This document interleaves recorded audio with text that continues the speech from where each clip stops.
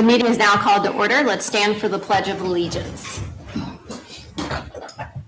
I pledge allegiance to the flag of the United States of America and to the republic for which it stands, one nation, under God, indivisible, with liberty and justice for all.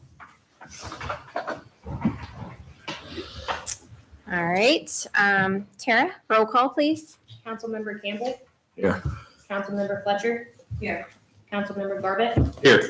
Councilmember Mays? Here. All right. We have two absent members tonight. Both of them have reached out to me, both earlier in the week, actually. Andy did have a death in the family, and Brooklyn told us in advance that she is training for work tonight. So with that said, we could entertain a motion to excuse them if you so choose. I'll make a motion to excuse.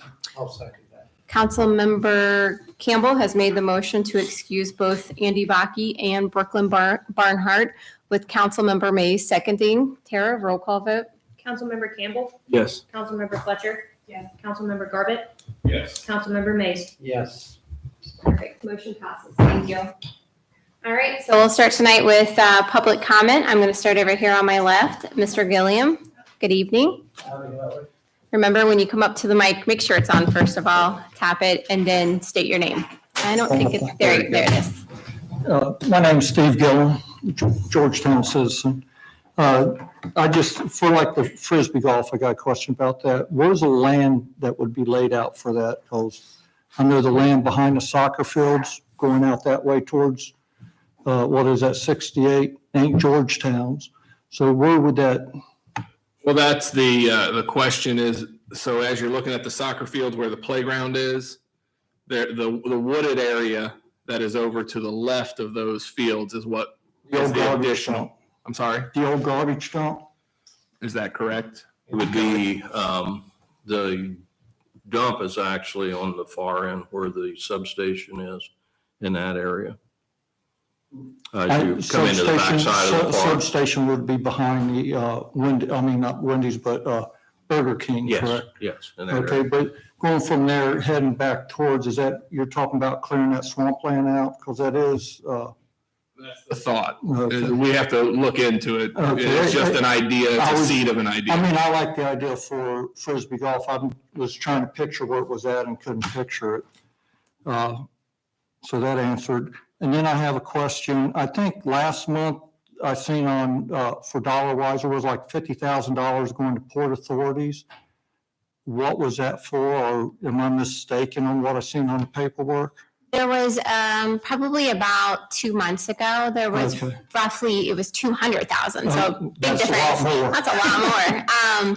So it was roughly 200,000 that we allotted to the Port Authority. As you probably are aware, the Port Authority was created last year as an entity outside of the village to help us with growth and getting businesses and doing some things different in the community.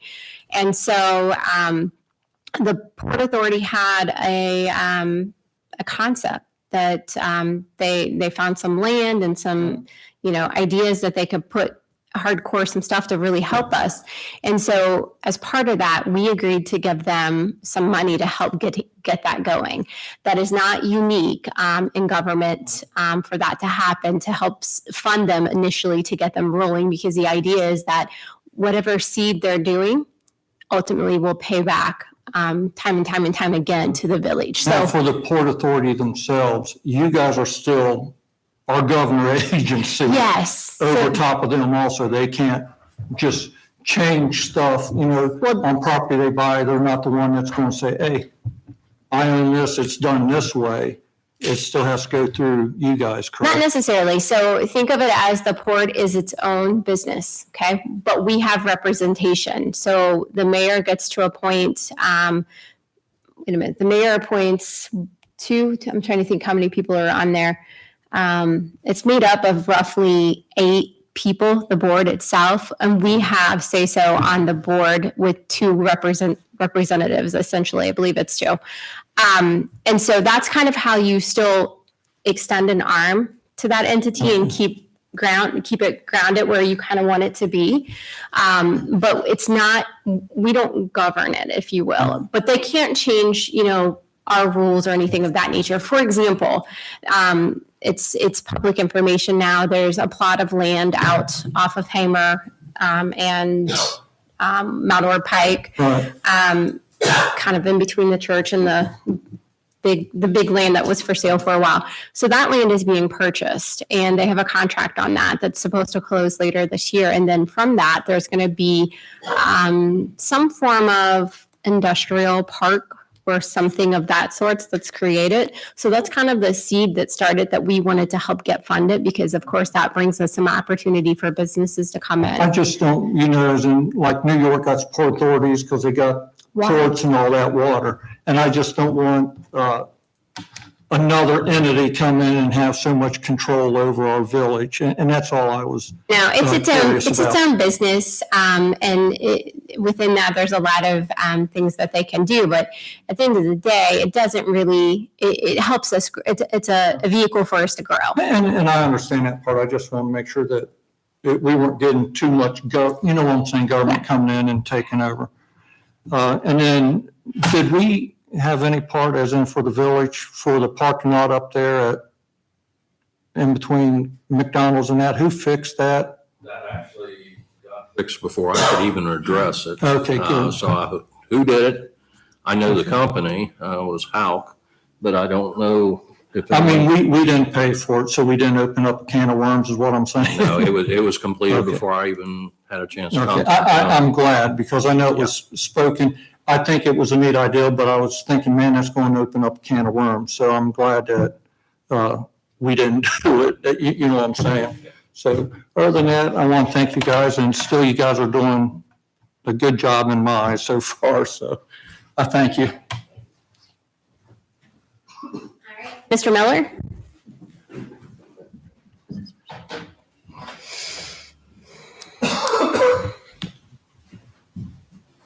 We have a magic button to push here. You're on, I can see it's on. You're good.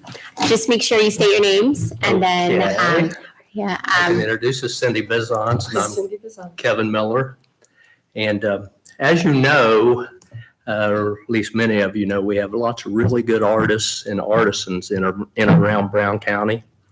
And Sandy and I have gone to several shows and exhibits throughout the years.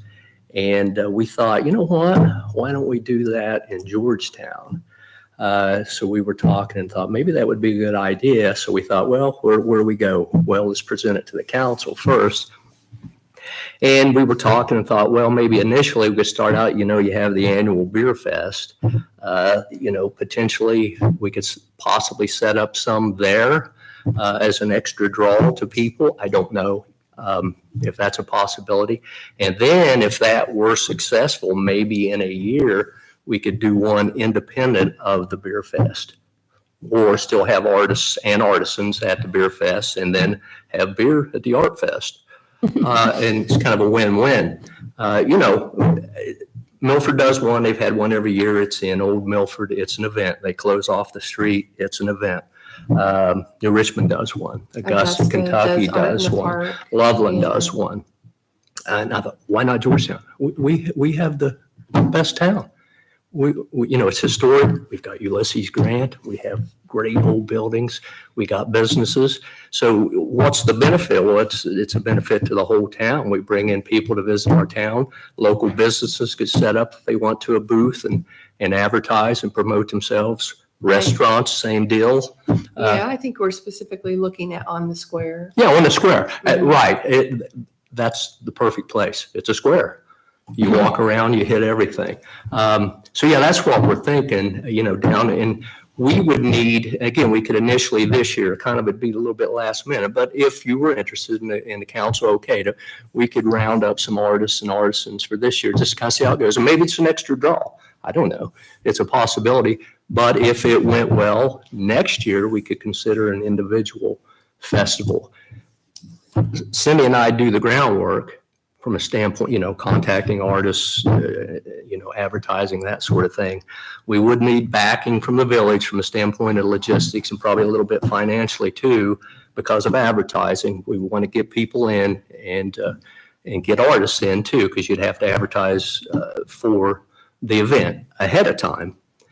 So this is something that we would need to really start on Yeah, You know, pretty pretty quickly soon. if we're looking at next year. for that, Yeah. yeah. And again, like I said, we could do it in conjunction initially with the Beer Fest and then,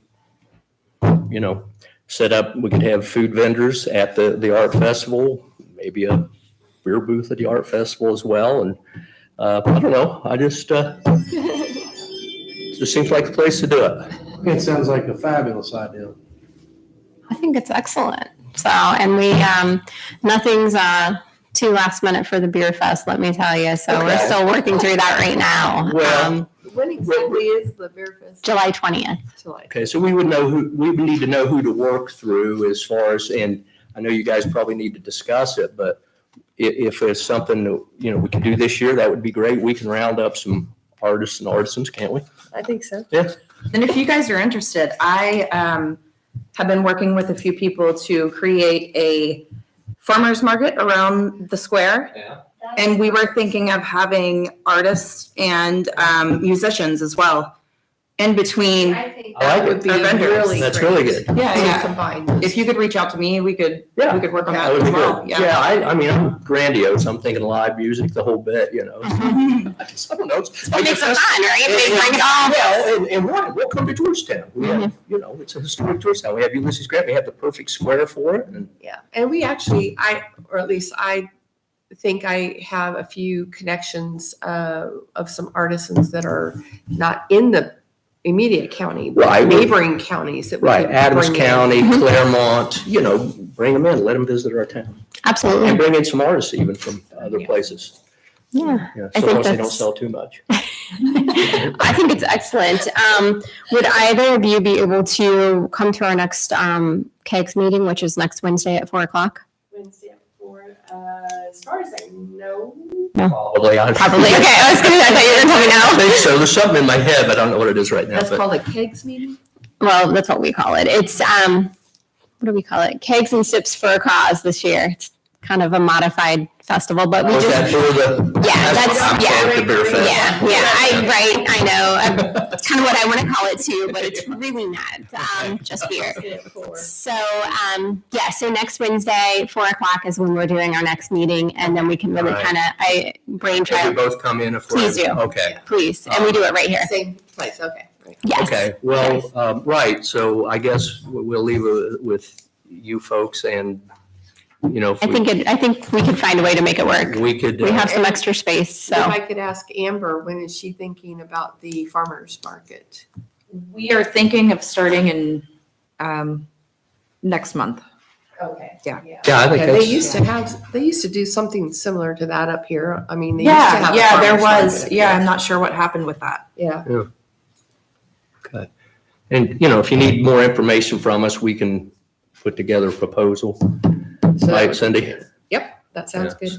so- All right, thank you Just, very much. yeah, we'll talk about it and Thank you. figure out how we incorporate it. Okay, All right, thank you very much. great. Thank you. Thank you. All right, so over here on this side, we have representation from the Georgetown Electric Department. Would you guys like to take the mic? Yeah, I'll take it first. Hello, I'm Jerry Cooper. I'm the electric superintendent here.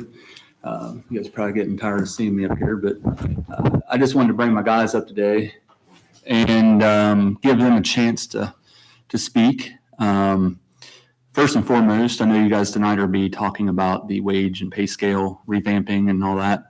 I put some more work into it since we last spoke and talked to Andy. He actually reached out to me via email, and I actually came up with a pay structure. I know we had talked about that. You guys had said something about how would we structure it. I structured it similarly to Blanchester, not pay wise, but the way they structured it, the backbone of it. And the way it's structured, I was hoping he'd be here tonight, but you guys can reach out to him and talk to him about that. But I just wanted to speak about my employees too. They're all great guys. They put a lot of effort in. They're all local. Our furthest employee is about 12 to 14 minutes away, and that's Matt. He is in Ripley. and the dedication they show for the village often goes unseen. And I'm real proud to have them as my workmates. And I know the village is very blessed to have them on a roster here. I just know that for years, it's just been, the electric department's kind of been the silent child, I guess, of the group. We'd never really make any noise.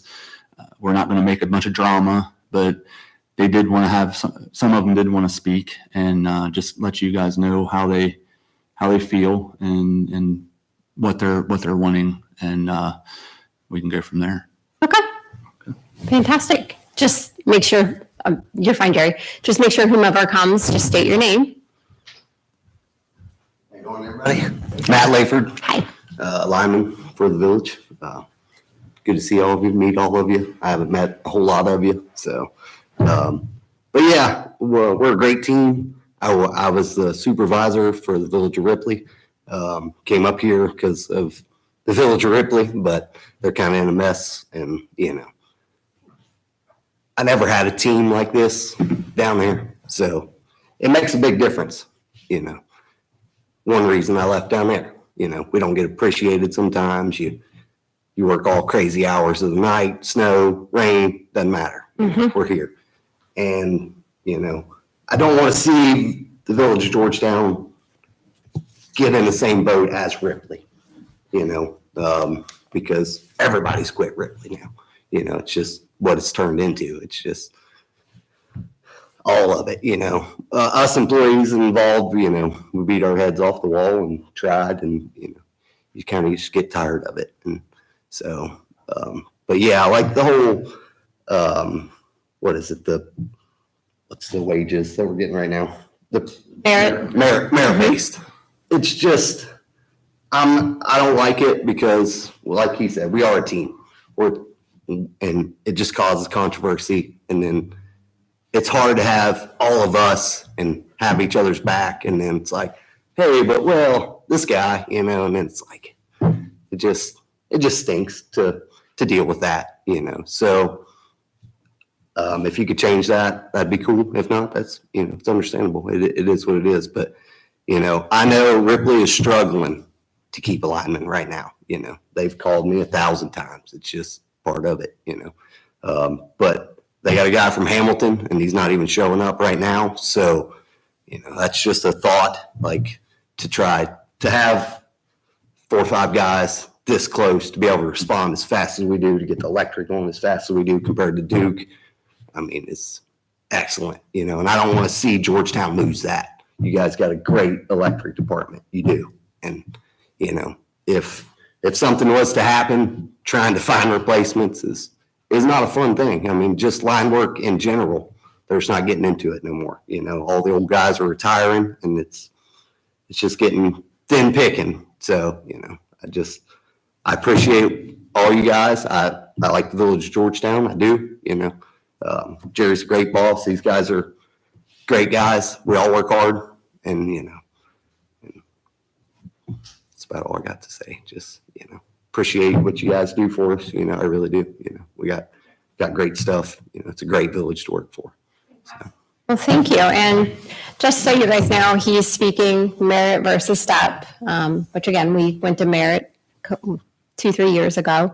And to your point, there are some that love it and there are some that hate it. Yeah. There's pros and cons to both sides of it, of course. And I've been in those meetings, with raises and all that. And, I know how it goes, and I understand the background. Like I said, I've been in that seat before, and Right. it's not always fun. Yeah. And I understand it all. Like I said, I've been there and done it. It's just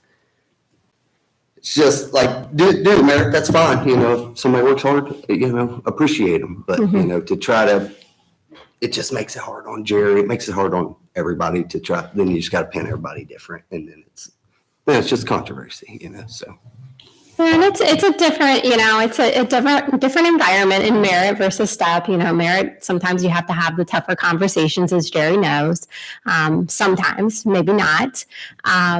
but it is a whole different environment, and change is sometimes hard. I don't know which way we're going to go. But either way, the whole point of it is to make sure we appreciate our employees, right? And to make sure that at the end of the day that, you know, if they're working hard, we're making sure that when those raises come up, whether it's merit or step, they're happening. And that's the point of it, bottom line. Jerry, do you have something else to say? Yeah, this is Jerry again. I just wanted to nail down when he's talking about merit. I actually totally forgot about that when I sat down here earlier.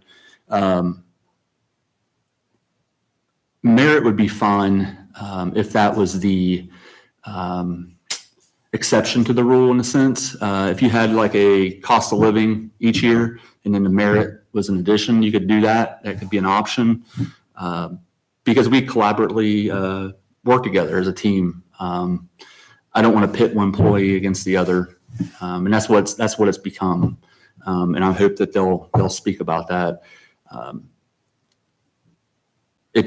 To do it the correct way, it just creates controversy. I know in the sales environment, like you come from banking, that I can totally understand it for just being the sole raise, right? Because you have good sales goals and you have another employee that doesn't meet them. You know, they shouldn't get paid what you get paid. I get that. But every one of my guys, if I call them after hours, they answer. You know, the reason I brought Matt into it last time was because he takes the lead when I leave. He's kind of like a foreman or an assistant electric superintendent. Nothing against what they do. They do great work. They call every time I call them, they come in. They just don't want to take that leadership role, and I get that. So, but that doesn't mean they're bad employees. But the merit should be in addition to the like a cost of living or something like that. If you don't do step, is what I'm proposing. But I'm actually in favor of just going back to the step raises because I know Kelly, for the years he was here, it was seamless. He didn't have any issues that I know of. I mean, I wasn't in charge in the electric department at that point, but everything just went seamless. There wasn't anybody pitted against each other like I have in my department right now. So with that said, you finished? Yes. Matt? Thank you, Dan, guys. Want to talk? I think you just about covered everything. I might revisit here. I'm good. You good right now? Good. Good. Dan? Okay. Dana Holland.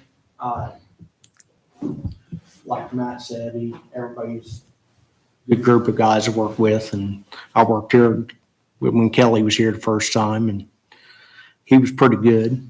But I mean, like the merit raise, I mean, it puts us against each other, and we're basically like a group of brothers, and we just take care of each other.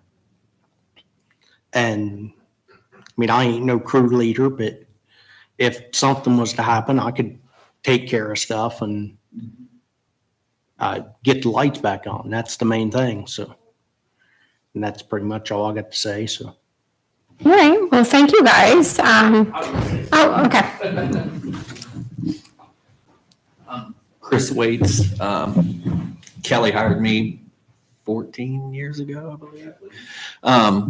I've just had people over the years come to me and just are surprised at how quick the power gets turned. I don't know if they're used to being on Duke over on, or AEP towards Adams County. But the quickness that the response time gets it done is pretty much unheard of. Is what I'm not familiar with I guess I'm familiar with the internet where Duke has their outage. You can pinpoint that, but other than that, like you said, we all work together really well. We do look after each other. If somebody's been up in the air a while, fatigued, or they come down, we'll switch out. We do look after each other, but that's about all I've got. Well, thank you. And thank you guys for coming out to the meeting tonight. We certainly appreciate it.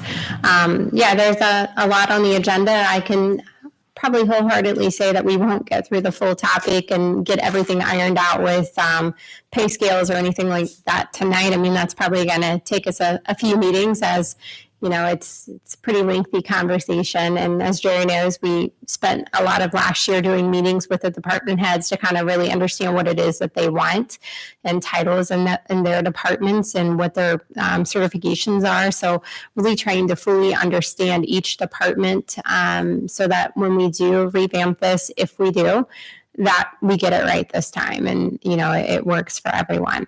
Are you going to please everyone all the time? No. No, unfortunately, you guys know that. So, but certainly this council is committed to working on this and moving it forward as we've been working on it for the last probably 6 to 8 months. But hopefully we'll get something finalized. But for now, I'm glad to hear that you guys have been working through your merit increases because that's certainly important that we make sure that, we take care of you guys each year and thank you for the work that you're doing. So certainly appreciate it. Anything else from the group here? I'd like to say a couple things to you guys, if you don't mind. So I'll tell you a little bit since you guys showed up, where my head's going to be at. I talked to several different groups of guys, and like we all know, it's either for it or against it. One of the big problems I have is I have step raises where I work, so I really appreciate that, and I know what it's like to work in groups, and it does create some tension when somebody works harder than others. But then again, I have to face that too, and I have to deal with it as a supervisor. I have to cut that off like, hey man, you're going to step it up, so that's kind of on me. One way I look at it is if somebody prior to us have already set steps, right? So you come in, the supervisor makes this, a lineman makes this, just all the way down the line, you're already separated per, I guess, value, if you want to use that word. So if you all did really good and your boss said, man, you guys are all great, then you would split it equally and you guys would still be in that step situation where everybody did a great job and we spread it out evenly, right? So in that situation, even with the merit setup, it would still kind of be where you're all doing what you should and all that. So that's kind of where I'm at with it. I'm trying to figure out, and we have a lot of stuff to talk about, because if you come in and we start figuring out it raise time, you start adding all this up and you're talking hundreds of thousands of dollars a year that you're going to have to pay. So I just want to tell you where my head's at right now. So that's kind of where I'm at with it. I'm trying to look at it all the way around. So just want to give you guys that. Thank you, Kelly. Mm-hmm. Thank you, Kelly. Anybody else? Good. All right. You guys are welcome. Oh, Yeah, I was just going to say that no matter where we land, we do appreciate what you guys do. And it is, maybe we need to make a better effort at making sure those things are appreciated because we do see when the electric goes off that it is restored quickly. And so whatever we end up making the decision here for tonight, may not be tonight, but it's not going to be any kind of, hey, you guys aren't doing a good job. It's going to be, this is where we've decided that we're going to land that will be best for the village. So, but we do appreciate everything you guys do. Something I would not ever want to be involved in. It terrifies me, electric. Same. All right, guys. Well, again, thank you for coming to the meeting. We certainly appreciate it. You guys are welcome to stick around or you're welcome to leave. Up to you. All right, so let's move along on the agenda. And next thing is we're going to start in general business. I really wanted to jump around just a little bit in here so we can knock a few of these items out because it's a pretty healthy agenda, if you will. And I don't think we'll get through all of it. So let's talk about the Historic Signage Committee first. I think we can talk about that one and finish that one up pretty easily.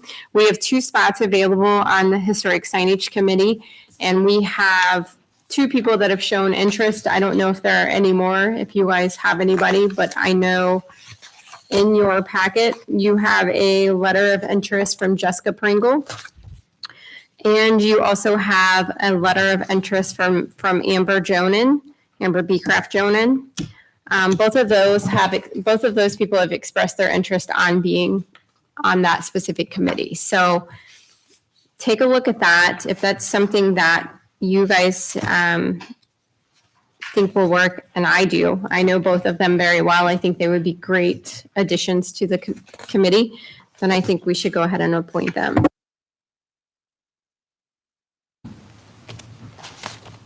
Anybody have any questions? I know Bink, you worked with Amber more closely, and I worked with Jessica more closely.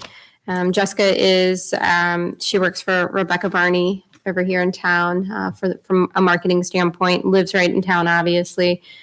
Kids go to Georgetown, been here for quite some time, pretty involved with Georgetown schools, the boosters, various things within the school. So I think she would be an active participant and somebody that would certainly show up for meetings. Amber, same. Amber has always been involved. If I remember correctly, I think she was on the CIC. Charter Commission. And Charter Commission. Very lives in, I would classify it the historic district, but it's a little bit out of the historic district. But certainly has that take on history and aesthetics and different things. Actually, I believe she does some designing for her primary job too as well. So I think, again, both of them would be excellent for that committee.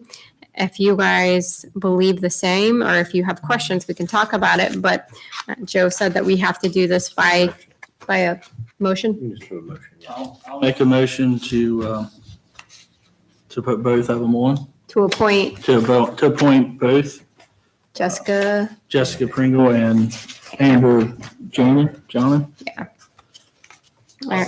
Councilmember Campbell has properly made the motion to appoint Jessica Pringle and Amber Johnson to the Historic Committee. Councilmember Garbett has seconded that motion. Tara, can we do a roll call?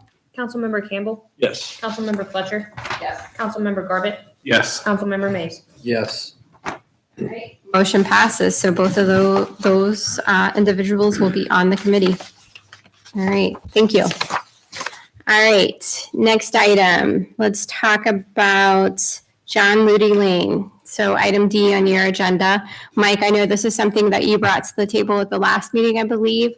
So bring us up to speed on this. Well, it was just, when I walked out of the last meeting before we left, we had talked about doing a ceremonial so that it wouldn't be so difficult changing the addresses of the people.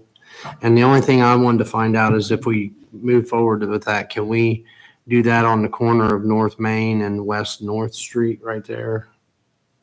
So that it's seen and not hid. Since it's a ceremonial, it won't really matter whether there was 5 houses or 50 houses on that street.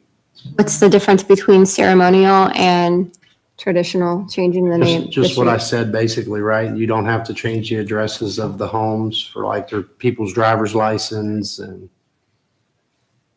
So it has 2 signs. I took a picture for you. I apologize. I didn't send it to That's all right. you. I'm happy to do that. But it's a ceremonial sign is, you would have the normal street sign up here. And then underneath it, you would have one with the little logo that might say, in this instance, John Ludi Lane. It doesn't change the physical street address, but it's kind of almost like a ceremonial dedication type thing. But, and it also, it would require a vote of council to do, but it just wouldn't require the residents to change their street address. If you did want to change the physical street address, obviously we had asked you to council or someone to check with the residents. I just felt like that's wonderful, just that line. So I don't see the point in going through all the work of, change. Really, it ain't work for me, even if I was on council and got all the names and went out. The work would really start for the people that agreed, because it sounds like they'd have to change all their mailing address, their driver's license. So the ceremonial sounds fabulous from that standpoint. What's everyone else think? I agree.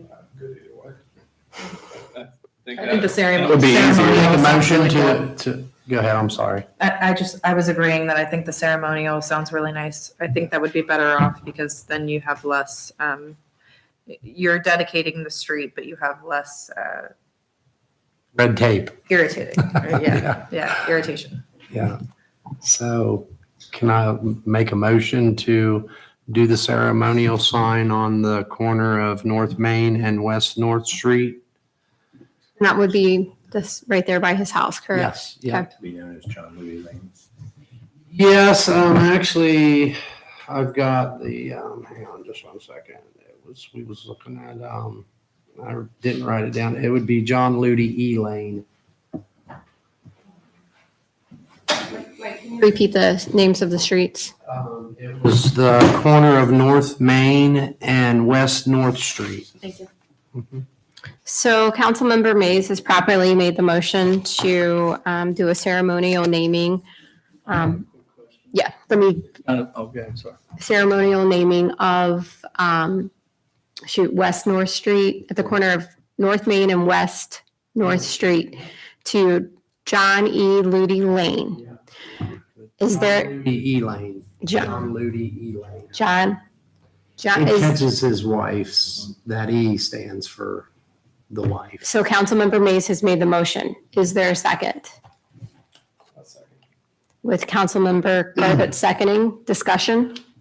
Yeah, I just have one quick question. It's probably a stupid one, but is there a road sign there? Is there, Yes, yes. because you said it's North Main, I didn't know if there was one. There's one on the opposite corner of the street, I believe. So on the back of his property? No, it would be right on Main Street. So it would be, you'd be able to see it a lot easier. Originally, we talked about doing Pleasant, and it would put it out of the sight of the main traffic, which I just makes didn't, more I didn't sense think to there have was it a right sign there. there, but it seemed better if it's in front of his house. But You want to see this picture, Kelly? I'm happy to share this with you. This is. Just so you kind of have an idea. I'm happy to share, but it's a photo that just shows you, it's a different sign. If the normal street signs are white or green, this is just a slightly different color. And then it would remain there unless council takes action, or I send it to you too. I emailed that to you, Mike. Oh, yeah, wonderful. that's Yeah. what I just didn't. It looks the remember seeing a sign. same. Yeah, There's signs they do out this there? in Loveland a lot. Happy to share. You guys that. look for signs there on Main Street? All right. It's just a slightly different color. All right. Oh, sorry. It might be on the corner love of the that. church's side. That's very cool. But basically what Yeah, he's saying is yeah. it's a different, it don't really set on that sign, right? Well, yeah, you could put it on the utility pole or Okay. maybe in this instance on the same pole, they do it both. But like in Loveland, for instance, the signs are white with black writing. So they made this sign green with white writing. It just with the logo, it just stands Right, out. I just wanted to make sure it was seen. Yeah. Okay, so it is on the opposite. Yeah, All right, yeah. there you go. All right. Any further discussion? Tara, can we do a roll call? Councilmember Campbell, Yes. Councilmember Fletcher, Yes. Councilmember Garbutt, Yes. Councilmember Mays. Yes. All right. Motion passes. Probably what we should do is work with Kelly to get the signs ordered. And then Mike, what I would like to see happen potentially is to bring Mr. Ludi in during a council meeting and do a ceremony. Yeah, that sounds wonderful. Fantastic. Thank you, guys. All right, lost my agenda. Here it is. All right, let's go to update on the basketball court. Kelly Campbell, I think that Yes. might be you.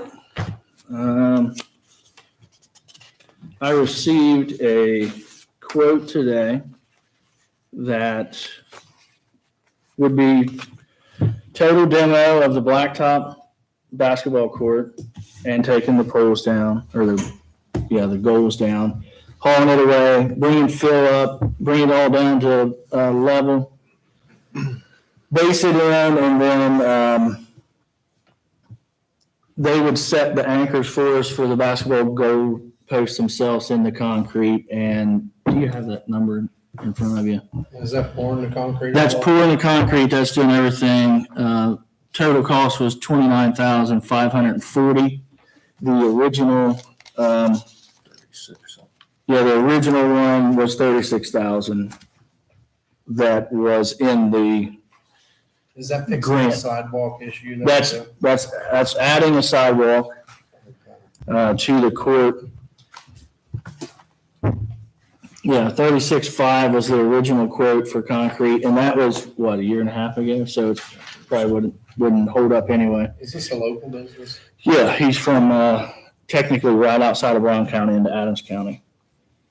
So what I would like to do is, Bink had found, there's a copy in front of you guys where Bink had found the cost for 2 commercial basketball hoops with backboards and everything. You guys have that in front of you? Interrupt you for just a second. So I emailed the wrong thing to Tara to print. You'd have to double these prices on this one. That's for a single goal.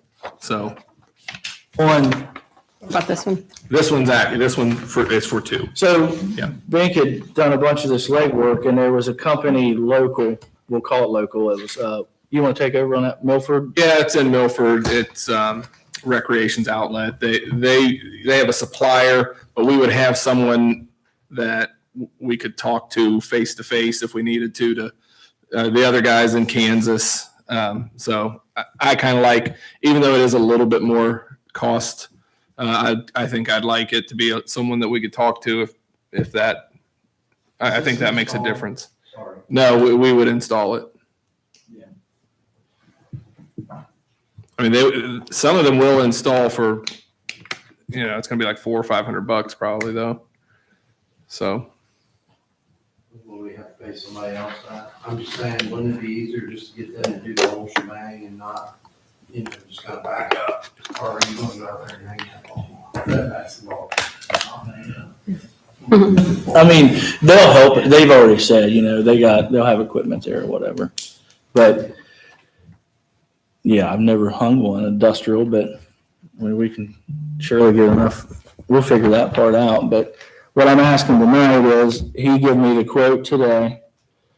I want to get your guys' feel on it, what that would be. So to give you guys a head, like get your head around it, the original basketball court project that was budgeted for, it was last year, all this was going into effect and getting together. We had a grant for $10,818. There's $3,000 worth of donations that has to be used towards the basketball court. The village cost was going to be $42,283 with a total project of $56,101. So we had I think it was a year to use this. By us doing it this way, we can kind of redo that and save the village a lot of money. So how much was the total in grant money? The grant was $10,818. So we would be pulling out of the general fund minus the 3,000 you said donated. So that's 13,000, right? For grant and donations. Did I understand that right? Well, the grant, correct me if I'm wrong, is we pay for it first and then apply for it. You get reimbursed. Regardless, you get reimbursed with that. So technically, you have to use that $3,000 because it's already donated for that. And then that portion could actually be used for whatever, but that could go towards the $5,000 in basketball goals. So ultimately, though, what I'm trying to get at is the out-of-pocket expense for the general fund for the park after getting the grant and getting the $3,000 toward it would be around $30,000 cost. Probably just a hair over. I would say if we did 29 and some change on the concrete and the overage for let's just use a ballpark of $5,000 for the court or the goals, you're probably looking at, 32, I'm guessing. And then, so the other part is we had talked about doing a layover. There's blacktop out there now. It's got a massive crack down. It just keeps separating. You guys know what that does. You never can fix it. So this is coming in and recompacting everything, kind of starting over and then using better grade concrete naturally nowadays. So that's coming there, fill it up with gravel, base it in, pour it, light broom finish, set our anchors for us and add a sidewalk. And how many prices we got? Just the one? Just the one, and we're going off of the other one from last year. So it's roughly 35,000 to do the actual concrete or blacktop, whatever it is for the base, and then roughly $6,000 for total $6,000 for the poles. So total 35. No, it's 29,000. So it's 29,000 to do the base. 29,540 is the ground concrete finished. So that's getting rid of it, pouring it in. That's using a pumper truck, doing everything so you don't tear up the blacktop walk path and all that stuff. And then you add the basketball goals on top of that price. Can I price why where we're at here? Sure. Okay. When this project started, the grant was in play for $10,800. If we use that grant, we have to follow all the rules that were set in place when we applied for that. That means we have to put in the original benches that were scheduled to be put in, and I can agree, all three of us don't think benches need to be around this basketball court because of the close proximity to the soccer fields. So we were looking, if we use the state money, we have to put it in as designed. We are adding a wheelchair accessibility ramp, or basically it's just going to be a sidewalk, but it meets ADA standards. So if we deviate from that, we either have to get permission from the state, and the state has a right in the contract. We have to stick with what we applied for. Not saying that they wouldn't change that. They may or they may not. If it's in our spending limit, my spending limit, and we can do it cheaper, it might be easier to give up the grant money, because at the beginning they were wanting to see design plans. Design plans were going to cost about $5,000 just to get done. That's half of our grant. If we go beyond the design plans, we eliminate that $5,000 in cost. I've been in contact with another gentleman that said he could come up with a drawing that would meet the requirement to apply for the ADA permit for the sidewalk or the ramp. So I haven't got a price quote from him yet. So we're trying to look at different ways of doing this, and it's possible we can save money by just giving up the grant. And that's why Kelly's been working on it pretty hard. And I think it's a great idea. I'd just like to see another bid or two. Not to knock on you. I know you got plenty of things going on, and that's enough to chase down one, but it'd be great to see more than one. So you want me to go get another bid? I mean, or I'll go get another bid. I don't care. Show me the paperwork. I'll get you 2 or 3 if you want them. if we put it out for, Great idea. I think we need to maybe look around. if we put it out for an official bid, we have to submit that to the state before we can even advertise. So there's a lot of hoops we have to jump through And that's with the current contract, but But we're not. Putting it out as. yeah, I understand. But when we do, or if we officially, we have to submit everything to the state to get their approval before we even. Only if we use grant money. Only if we use the grant Right, money. that's the So, point. But if we can shave 15,000 or 10,000 off of that price, or 8,000 off of that price, I'd much rather do that than, I'm just saying, that's a lot of money. And I'll be honest with you, I'd probably be willing to take my equipment up there and tear it all out for free. And then we just get somebody to pour the slab. And I think you'd be amazed at how much money you'd save. But I'll do whatever you guys want to do. I'm just throwing that out there. Can we put a deadline on it? Because we've kind of kicked it down the road Yeah. long enough and Well, I it's mean, falling apart. we can go and, in the next time we have a next meeting, I can have 2 or 3 bids, truly. I can have you bids by the end of next week if you'd like. And I can email them to everybody a copy. And it ain't through me, or, you know what I mean? It ain't through me at all. It's through other concrete contractors that are local. So the next meeting's on the 23rd. Are you willing to kick around another 2 weeks on this? Or do you want, I don't know. It's not. Yeah, really- so It's kind of rainy season right now anyway. Well, to answer that question, most of your contractors are busy. If you have somebody good, they're not going to come in tomorrow, usually, right? With that being said, the only downfall is someone will give you a quote that knows what they're doing, and they're only going to give you a 30 to 45 day bid because prices go up. So any concrete company, any lumber yard, they're only going to lock that quote in. So it's very doable, like you say. So yeah, I don't see nothing wrong with bringing more in, but yeah, if you're waiting another 30 days or something like that. It's local that poured for Fisher for many years. He's been pouring for 27 years. Has done concrete work for me for years. So I guess what we could do here, if you guys are in agreement, Tara, we could add this to the next agenda, which would not be a work session. However, that's okay, as long as Mike brings the bids. Kelly, bring your bid back, and then the goal would be to make a decision. Because it's park season, and this has been 2 years in the making. It would be my preference that we don't kick this much further than the next meeting. Is that fair? Yeah, I think that's good. I think since some of us are new, I know you guys have been dealing with it for so long, but we're, some of us are still trying to catch up here. I just don't want it to go through the summer again. Right. I think it's very doable to move these people that I'm talking about. And I honestly, I see where you're going with that as far as, getting it all done at once. It makes good sense. But at the same time, if we are using the general fund and we're not using grant money and we want to keep the cost at bay, then why wouldn't I go up there and tear it out? Let somebody go in there and build it up and pour their concrete, however you guys want to pack it in, and go on. But I think that there can be, just if we tore it out and put it back and we used a roller and compact it in, we're probably going to save $5,000-$6,000 just right there alone.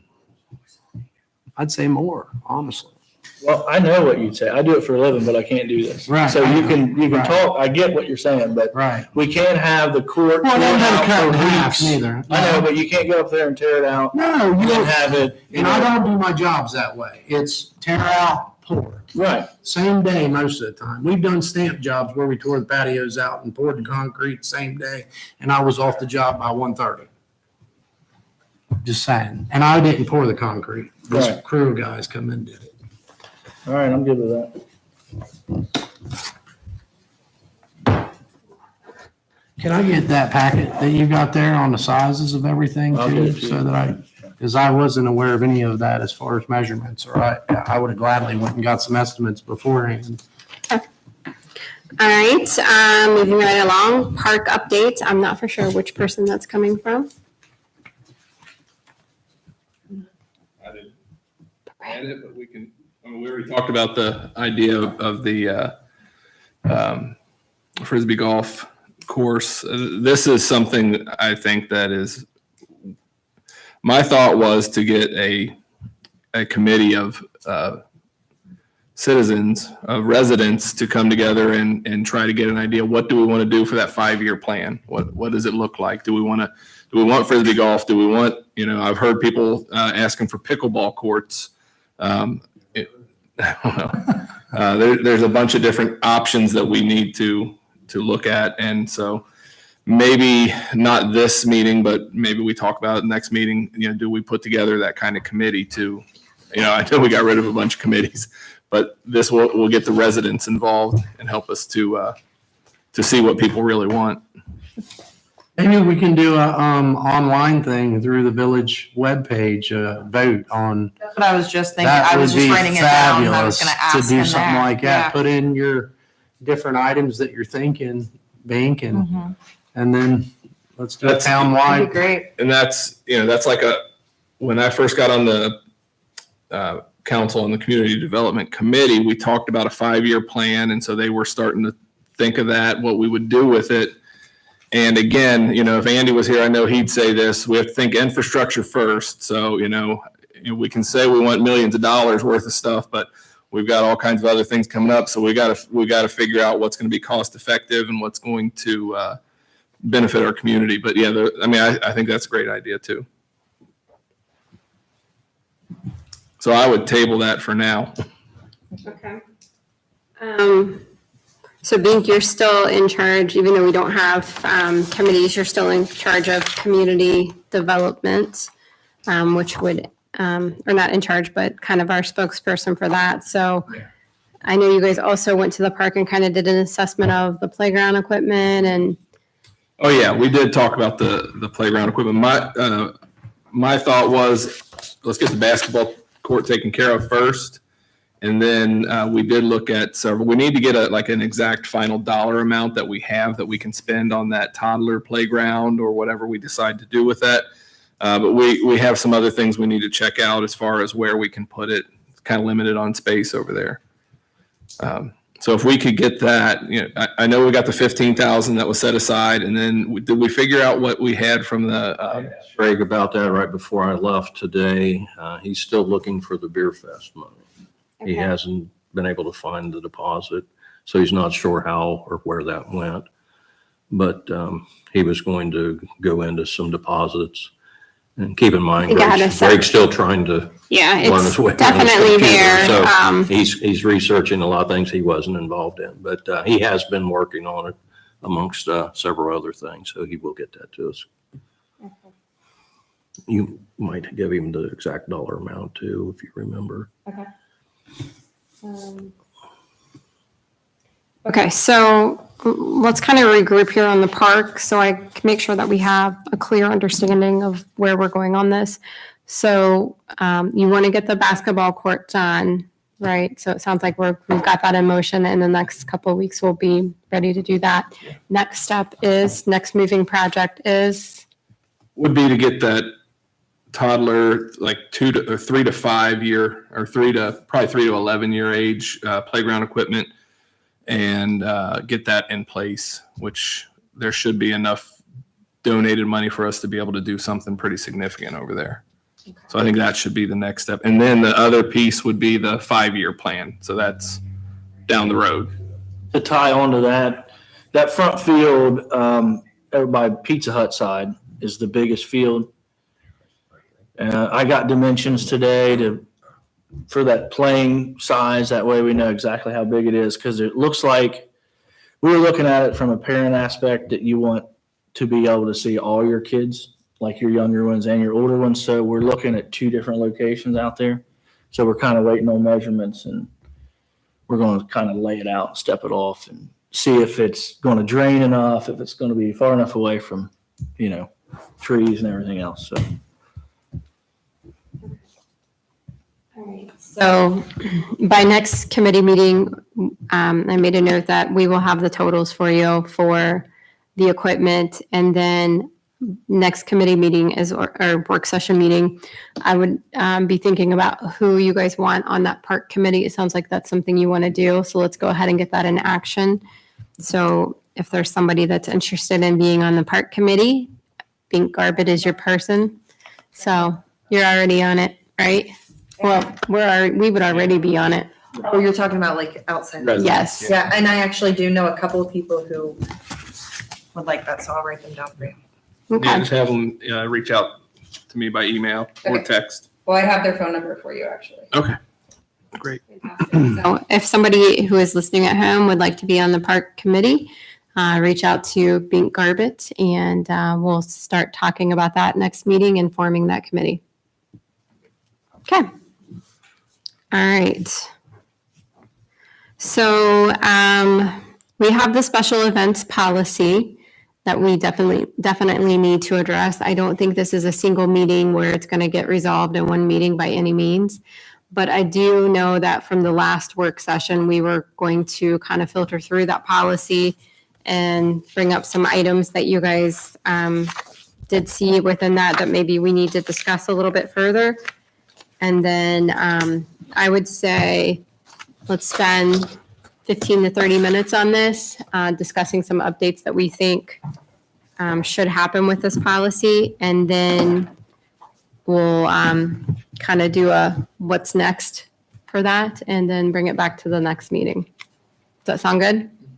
All right. So who wants to kick us off? What did you find in reading the special events policy? What do you like? What do you not like? What do you think is important? Let's hear it. This is the time of the meeting that you guys talk, not me. So we need to figure out what we're doing with the payment of application fees section in the criteria part.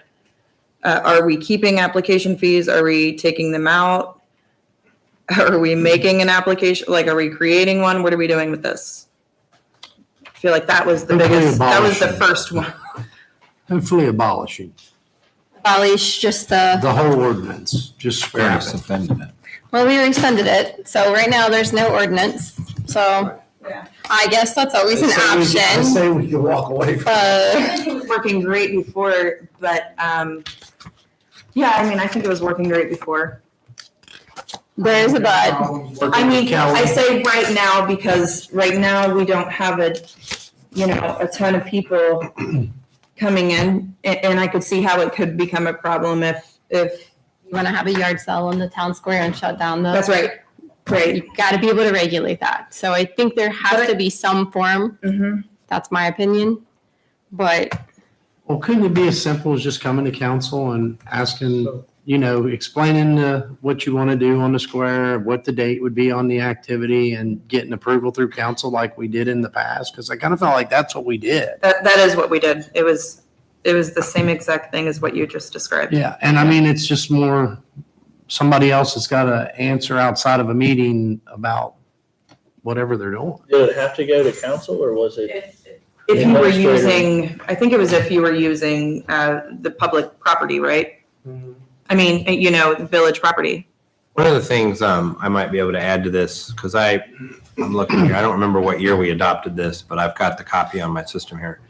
At the time, I can't remember which committee it is that came up with this special event policy.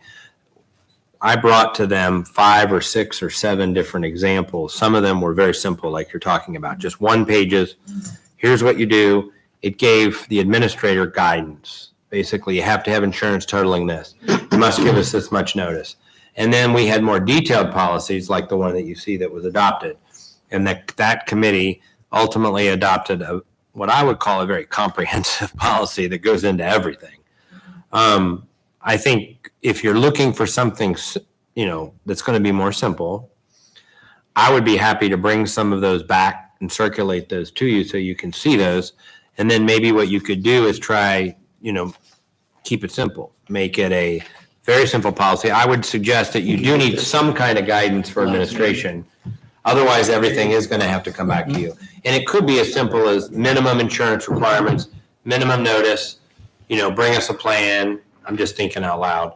I don't think it needs to go into the excessive detail we have here of, tents and, electric lines. And, we know that if Kelly knows that we're going to need electric lines run, he's got to let the electric department know, since they're all sitting here, that we need plugs, put out there so that we can plug in without affecting our supply. So I think it could be done a lot simpler. And if you want, I probably have a file with those prior policies in it that I could even bring to you. I would say the one that you adopted, that a previous council adopted, was by far the most detailed. But we definitely have much simpler examples. I don't think we need to reinvent the wheel. And I'd be happy to circulate those. And even on the insurance thing, I don't really understand that fully, because like if you're out on the public square and you fall, it would go on the town if it was a problem with the sidewalks, right? Or if it was a problem with something that was, but I mean, like when we did the ice skate event last year, we just did waivers. That was what it was. You signed a waiver. If you wanted to go and do any activity up there, you had to sign a waiver. So, I mean, That specific company, wasn't it? right, yes. But I mean, where else was they going to get wounded at? I mean, if they're walking down the sidewalk, I mean, you can't be held liable because we had an activity on the square. So I would find that pretty hard to believe. If looking at bare minimum for insurance, what I was referring to is you must have at least $1 million in liability insurance. I think the events vary, and that's where we get interesting, because if we have rides out there, let's say, or that we've got, some kind of an event where people are exerting themselves, or slides and things like that, the level of insurance for something like that might be different, or hot air balloon rides. Those would all be more high level insurance. If you've got a craft show out there, your biggest worry might be that someone would fall, or maybe a windstorm comes and blows all the booths over and they hurt someone. So, I mean, there's different levels of insurance, I think, that apply. It's up to the village. Obviously, I think they should always, if they're using our property, name us as an additional insured. If they don't name us as an additional insured, then what we're running the risk of is getting sued. They'll say, well, it was on public property, you sanctioned the event, they can sue you. I will tell you, to add an additional insured is usually on a general liability policy not difficult to do. I think the primary purpose of it really is to make sure they have insurance. So how do you do that? How would you go about doing that? What, like say I own a building up there on the square, I just add an extra policy to that building for? You just call your agent and say, for this limited event on one, you had to do it, didn't you? Or maybe you didn't. Yeah, I went to John West. Yeah, you just call your agent and say, I need to add them for this one day event, this one time thing, and they'll do it. Church festivals and things do that. I mean, And that covers off of my property insurance? yes, Okay. yes. Like if, I'm trying to think, if we did more events in our park, this would be commonplace. We would do it all the time. Some communities in their park constantly have, Oktoberfests or Italian fests or whatever. That's how they do it. You just add them on as an additional insured. That is something that we could do. The primary purpose of the requirement, though, is just to make sure they have insurance. If someone doesn't have insurance, that's a whole different ballgame because we don't want someone to sue us and be the only person they sue. And so, kind of going through the beer festival, we've found some things that are maybe not so buttoned up with our insurance policy, the village itself. So for example, the village's policy currently doesn't cover bounce houses. So if somebody comes and has an event on the square and has bounce houses, the village's insurance will not pay in the event somebody gets hurt. So it's excluded. So there's things like that maybe on both sides probably need to be cleaned up. I know Kelly and I have yet to talk about the insurance, but probably down the road, we'll probably have to review our insurance a little bit to make sure we have at least some minimum things in there. But there's things like that. Trampolines are Yeah, they don't- Trampolines are excluded always. Is that something that we could just maybe connect with the town through that process and say, hey, how much would it be to add this for coverage for the village? And then the village is already on that policy because it's part of theirs for that special activity. And whoever the organizer is covers that extra cost to the village. Well, that's something, yeah, I think these are the types of things that the policy would have to address. If you don't have a policy that's bare bones like we're talking about, every time you have a special event, you're going to have them come in here and you're going to essentially hash through all these details anyway. I think your policy can always state if you want to deviate from it, that council has the power to do that. So that's just some ideas that I have. But if you want to see some samples, I can obtain certainly some that are a lot simpler than this one.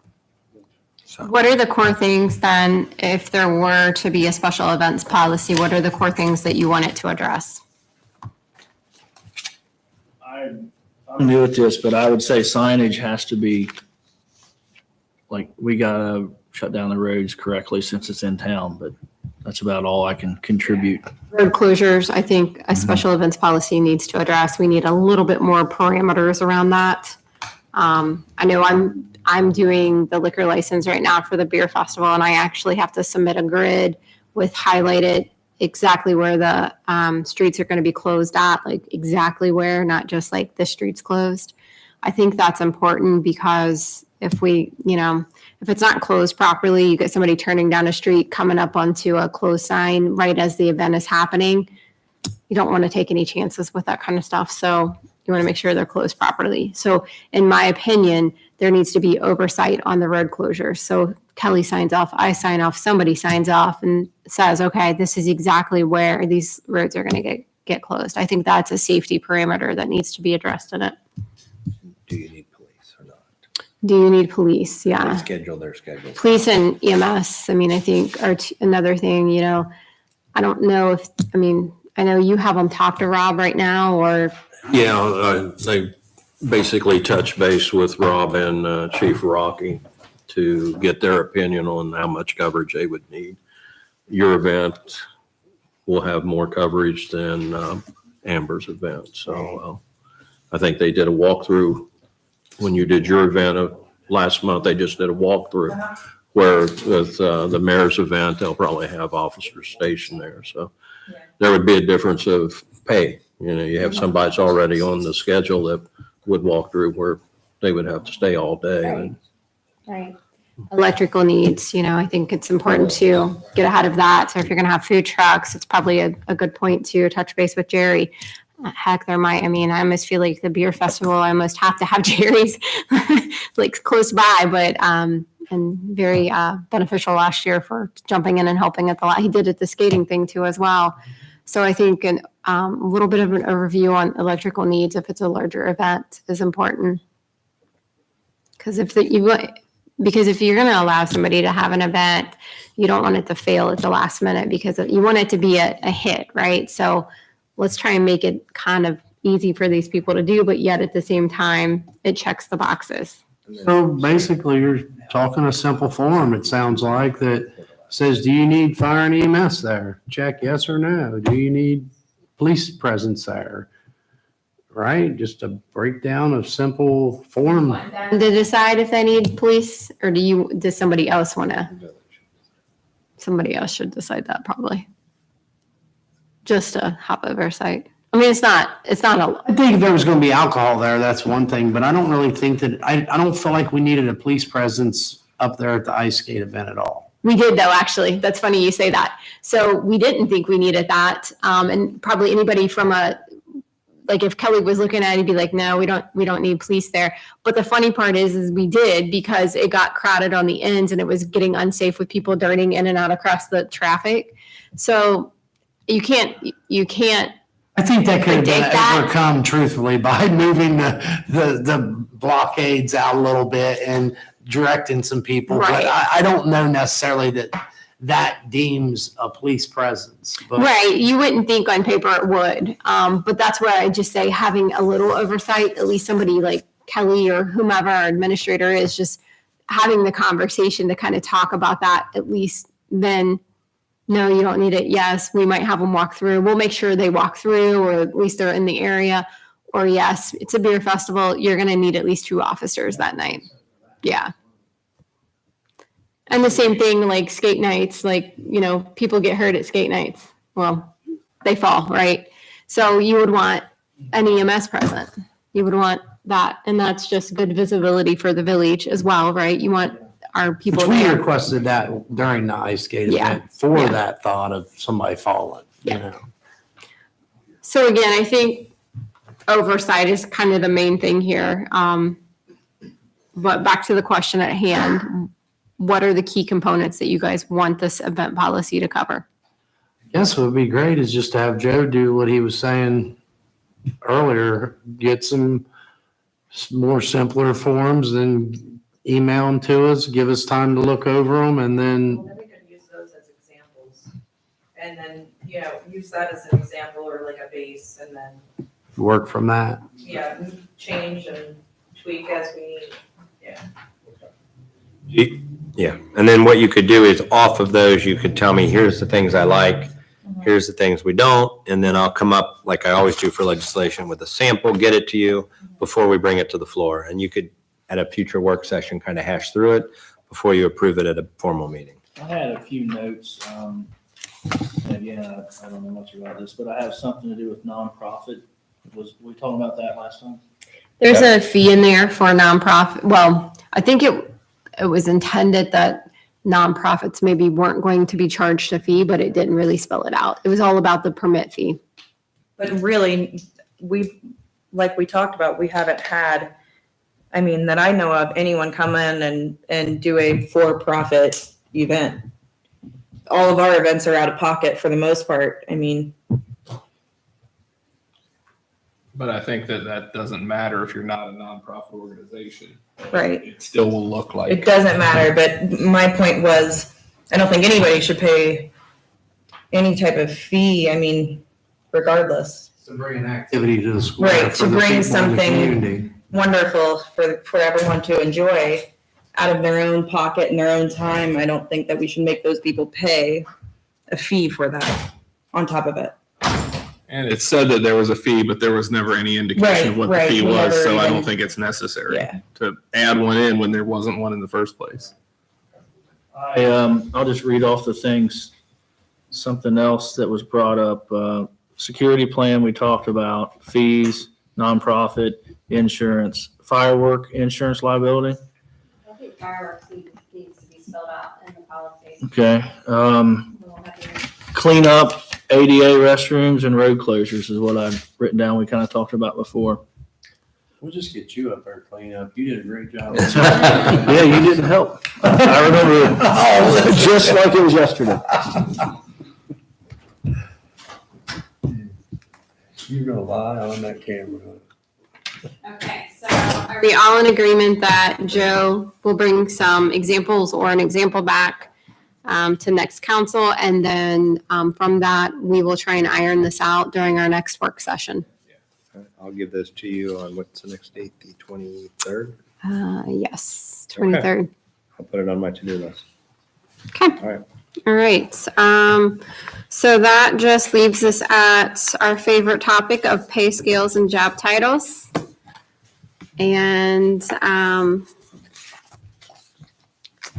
looking here, give me just a second. So we've talked about many things with this over the last few meetings, committee meetings, HR committee. Now that we've dissolved it, it's all in front of council as a whole during the work sessions. So I'm going to pull up some notes here. There are multiple things that we could really talk through, and it's up to you guys how you want to go, what direction you want to go with this, where you want to start.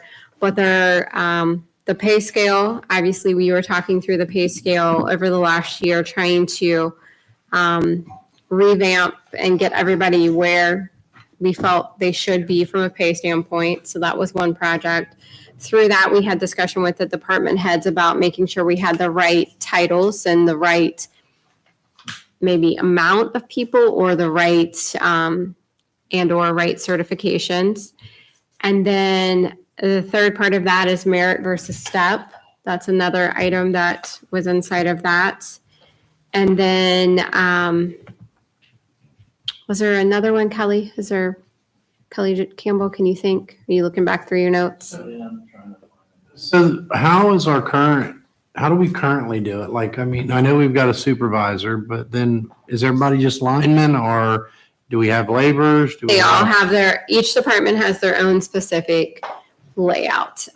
So, for example, Jerry is the department head, and then inside of his department, are they all equivalent or do you have different titles? Lineman 1, lineman 2. Yes.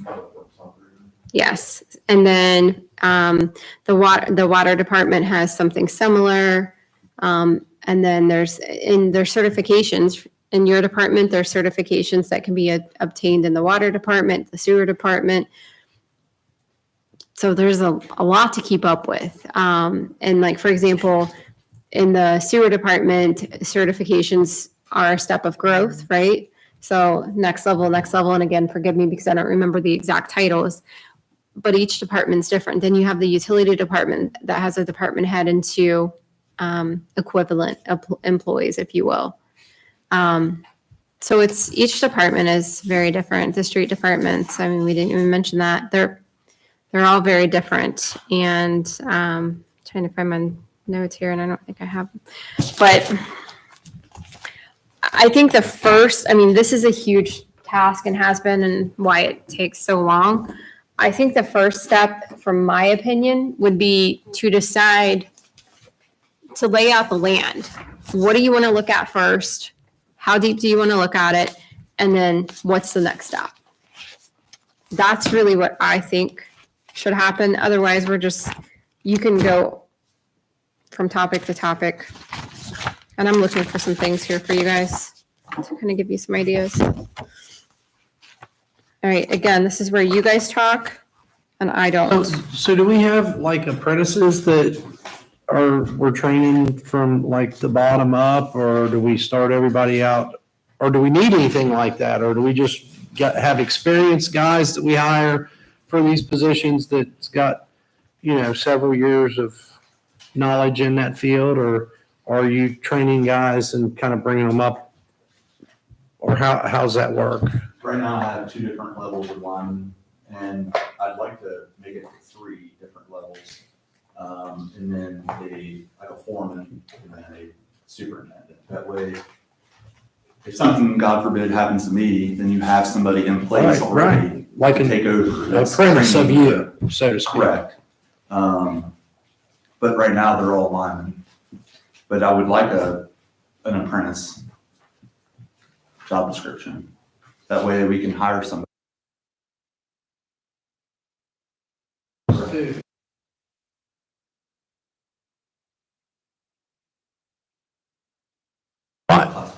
I just feel like I remember in the past, we had people that were those in them positions and maybe that's been a long, long time ago too, but I didn't know how that went. I didn't know if you had all just trained linemen and that's how it worked, or if we had guys that were learning as they go and, we start them out a little bit less, but they're still critical to have there because why would I want to pay let's say we've got lineman 1, lineman 2, lineman 3, and lineman 1's the most qualified. I don't want him going and rounding up parts when we could have an apprentice that ain't getting paid as much and that guy can be there. You know what I'm saying?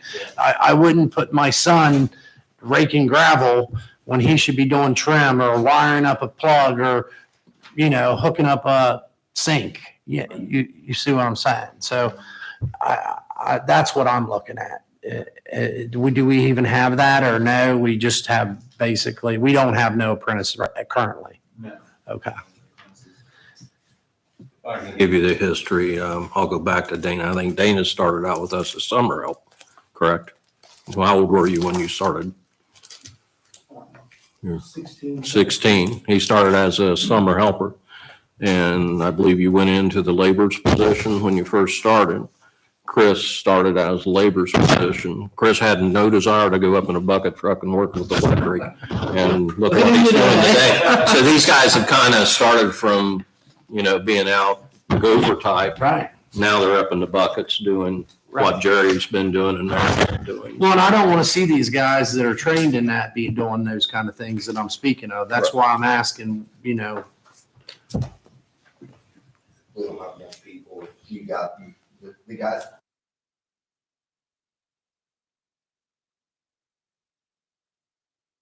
We know what it's gonna be, We're a well-oiled machine. I mean, Right. we know what each other's gonna do and, who's running a digger truck, who's getting in a bucket, We have to do a job safety briefing that's required now, starting in 2024. It has to be done for every job.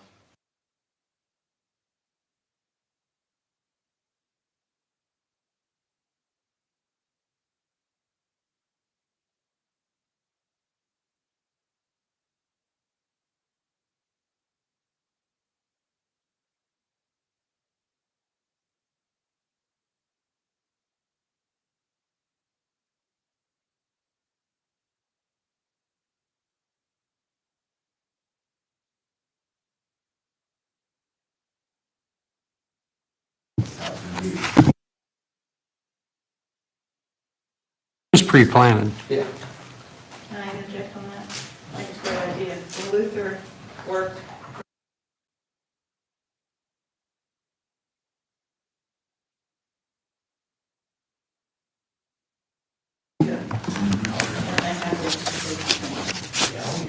Definitely. So, I like the idea of 2 guys too, always. I've ran my own business for 28, going on 29 years, and I never leave. I very rarely, if ever, is there just one guy on the job.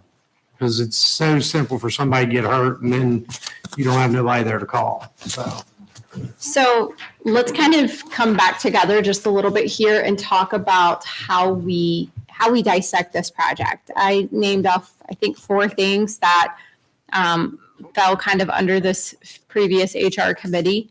We've really got to kind of figure out where we start and where we finish. Otherwise, we're never going to get to the end result.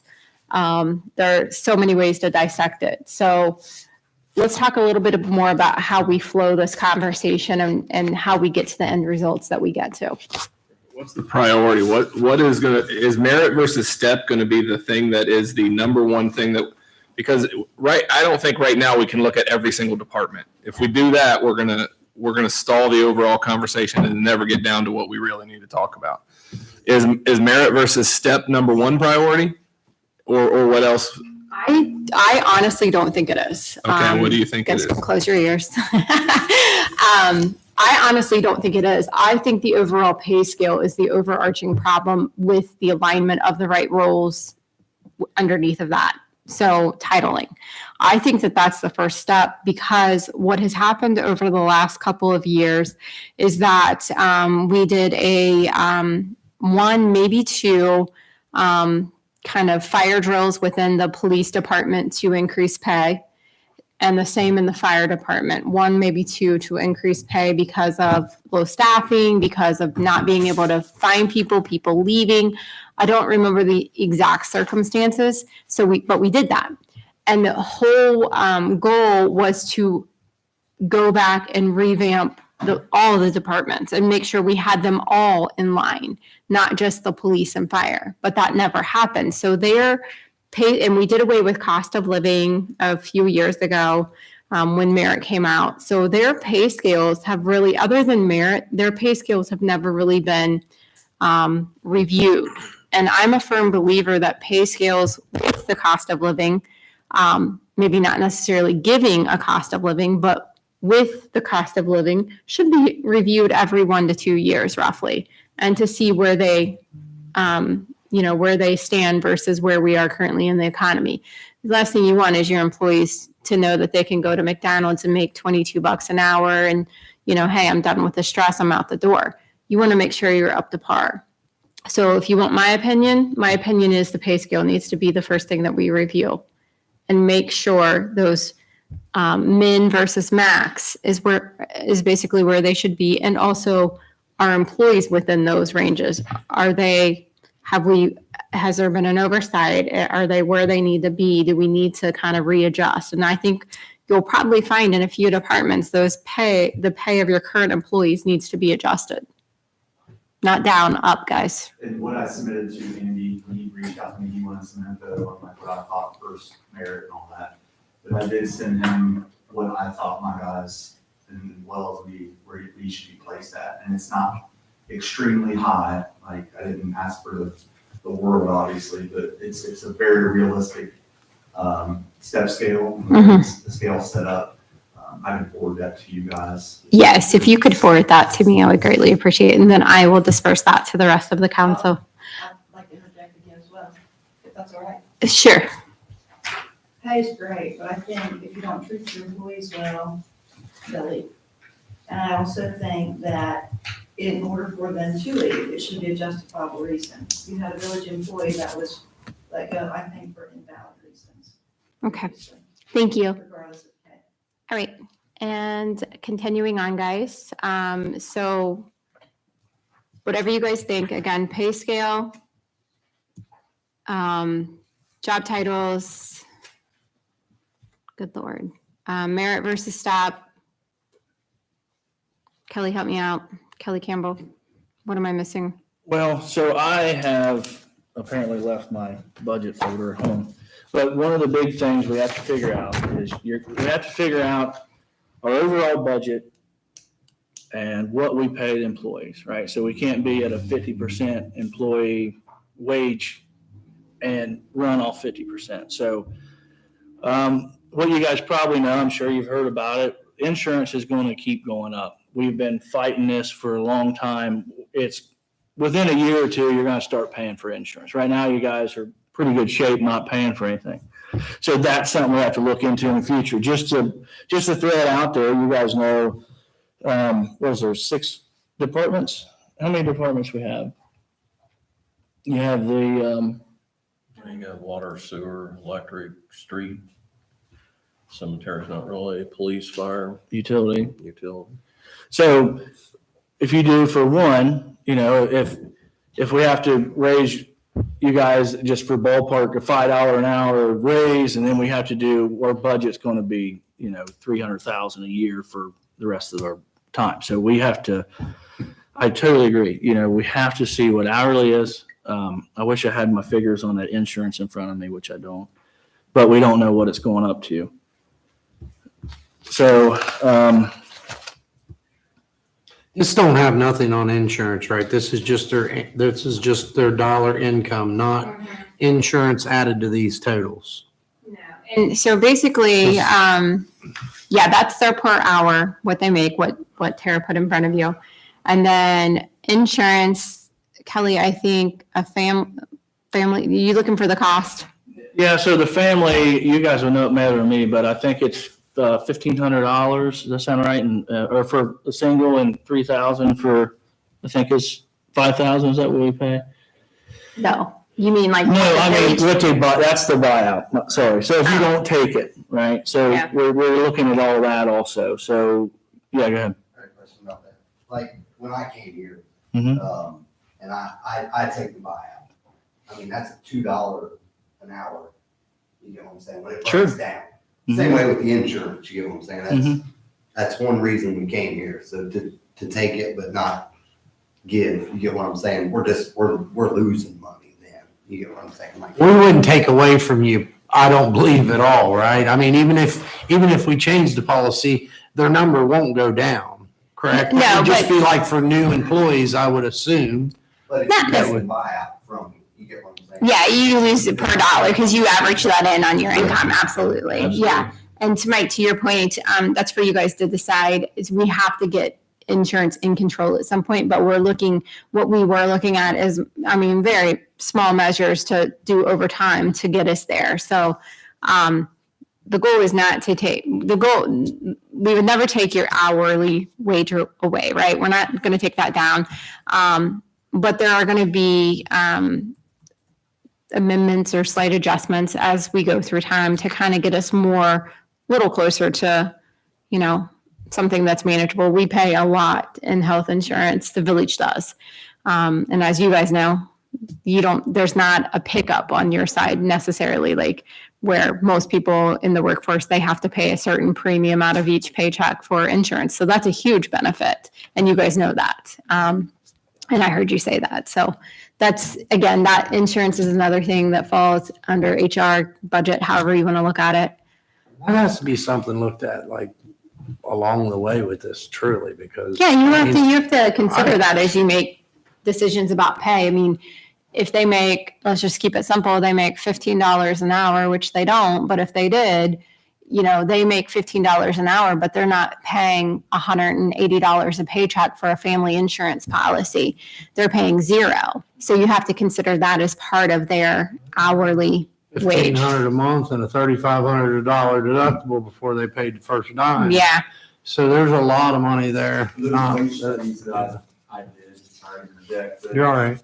those figures I gave you guys several months ago, those take into account no fringe benefits. That's hourly wages without benefits. So just FYI, I just want to make sure you guys know that.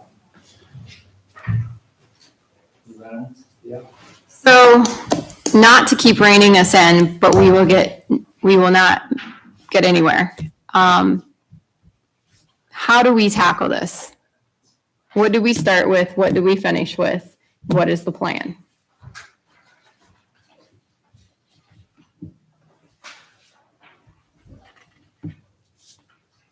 As far as what, step raise or it sounded like they wanted step raises as our preferred, I guess would be the better term, step raise as opposed to the other. Well, if you talk step raises, then you have to reevaluate Everything. everything.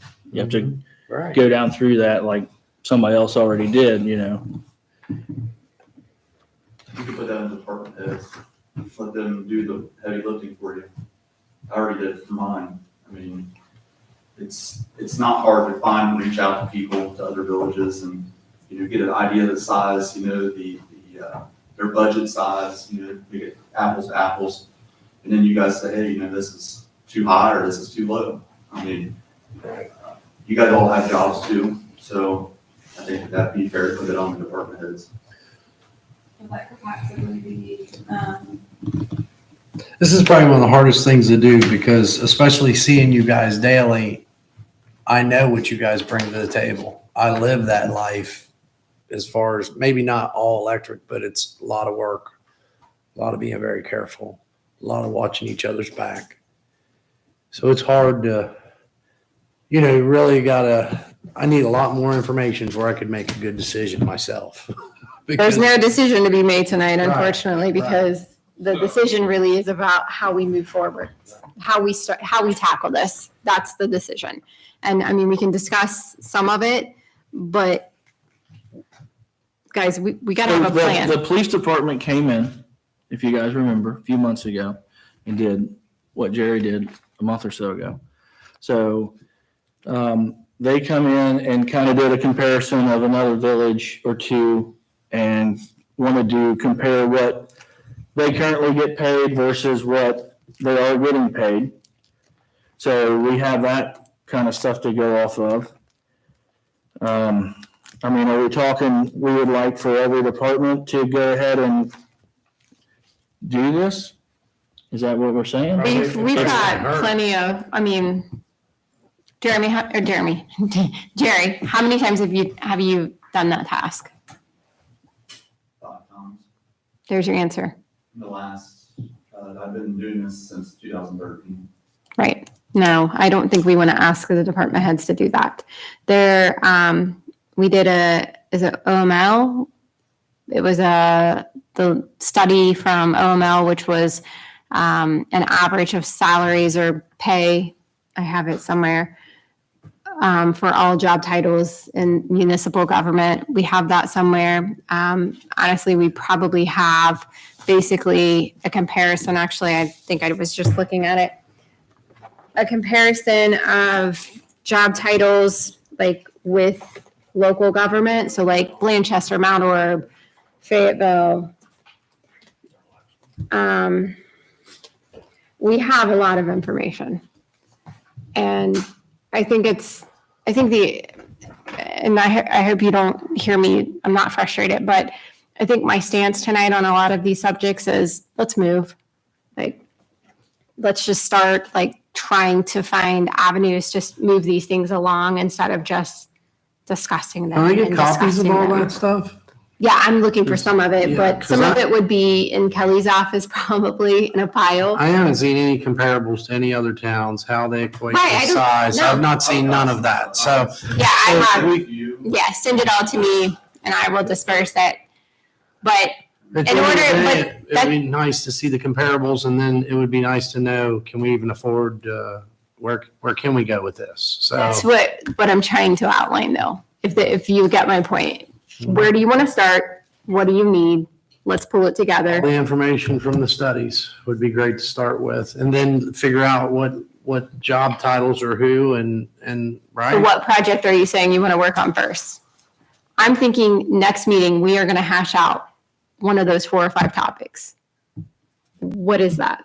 Maybe 2 topics. So we just last month, we were late, but we said, let's go ahead and do the merit raises, right? We went ahead and instituted that and said, so is that what is in place for this year at this point? Yeah, we're So good. then we don't really have to worry about the step or merit raises until next year. So that can be last, right? So I'd say if we get all the data in front of us, get the pay scale just ironed out.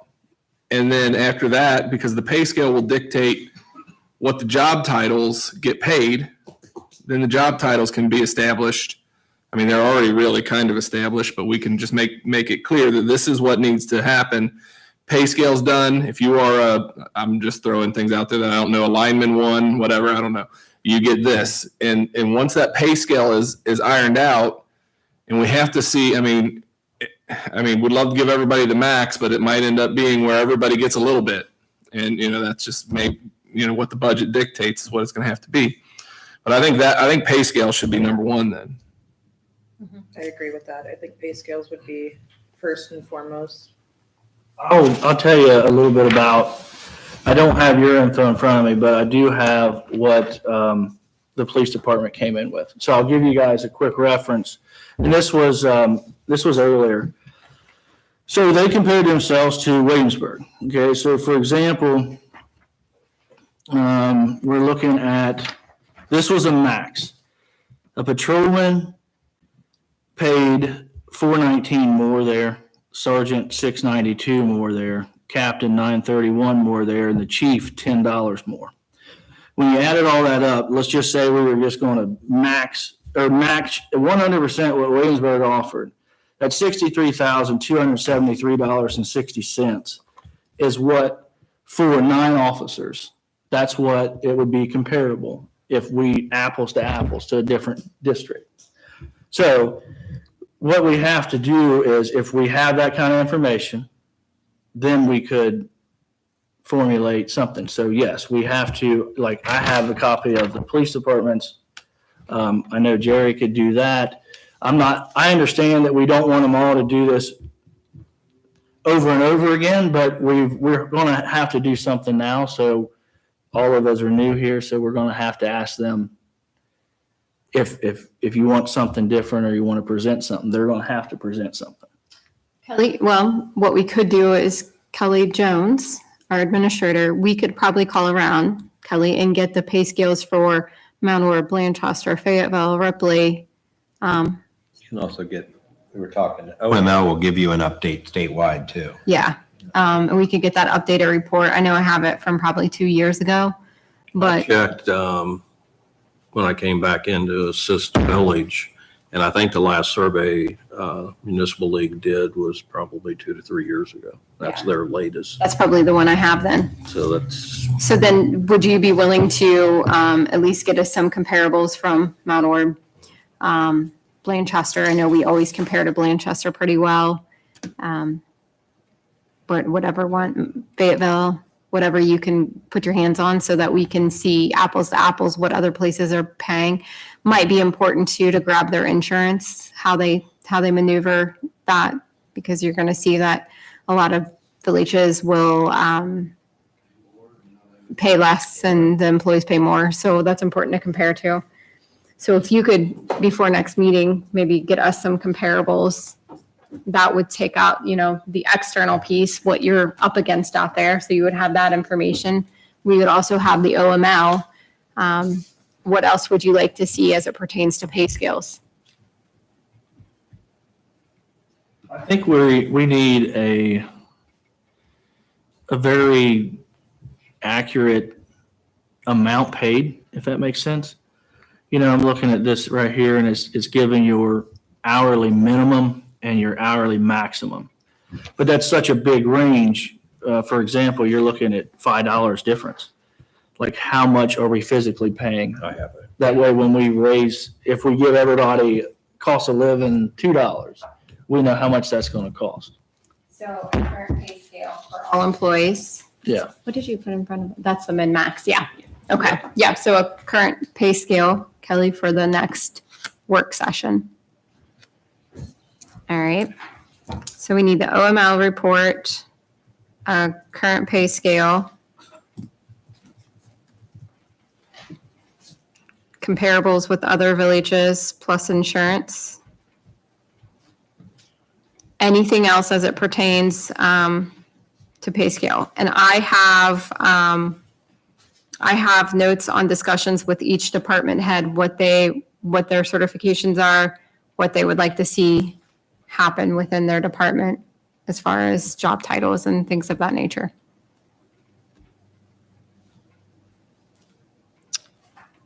Does that sound well-rounded for pay scales? Okay. Then let's just grab another topic. What would you work on next?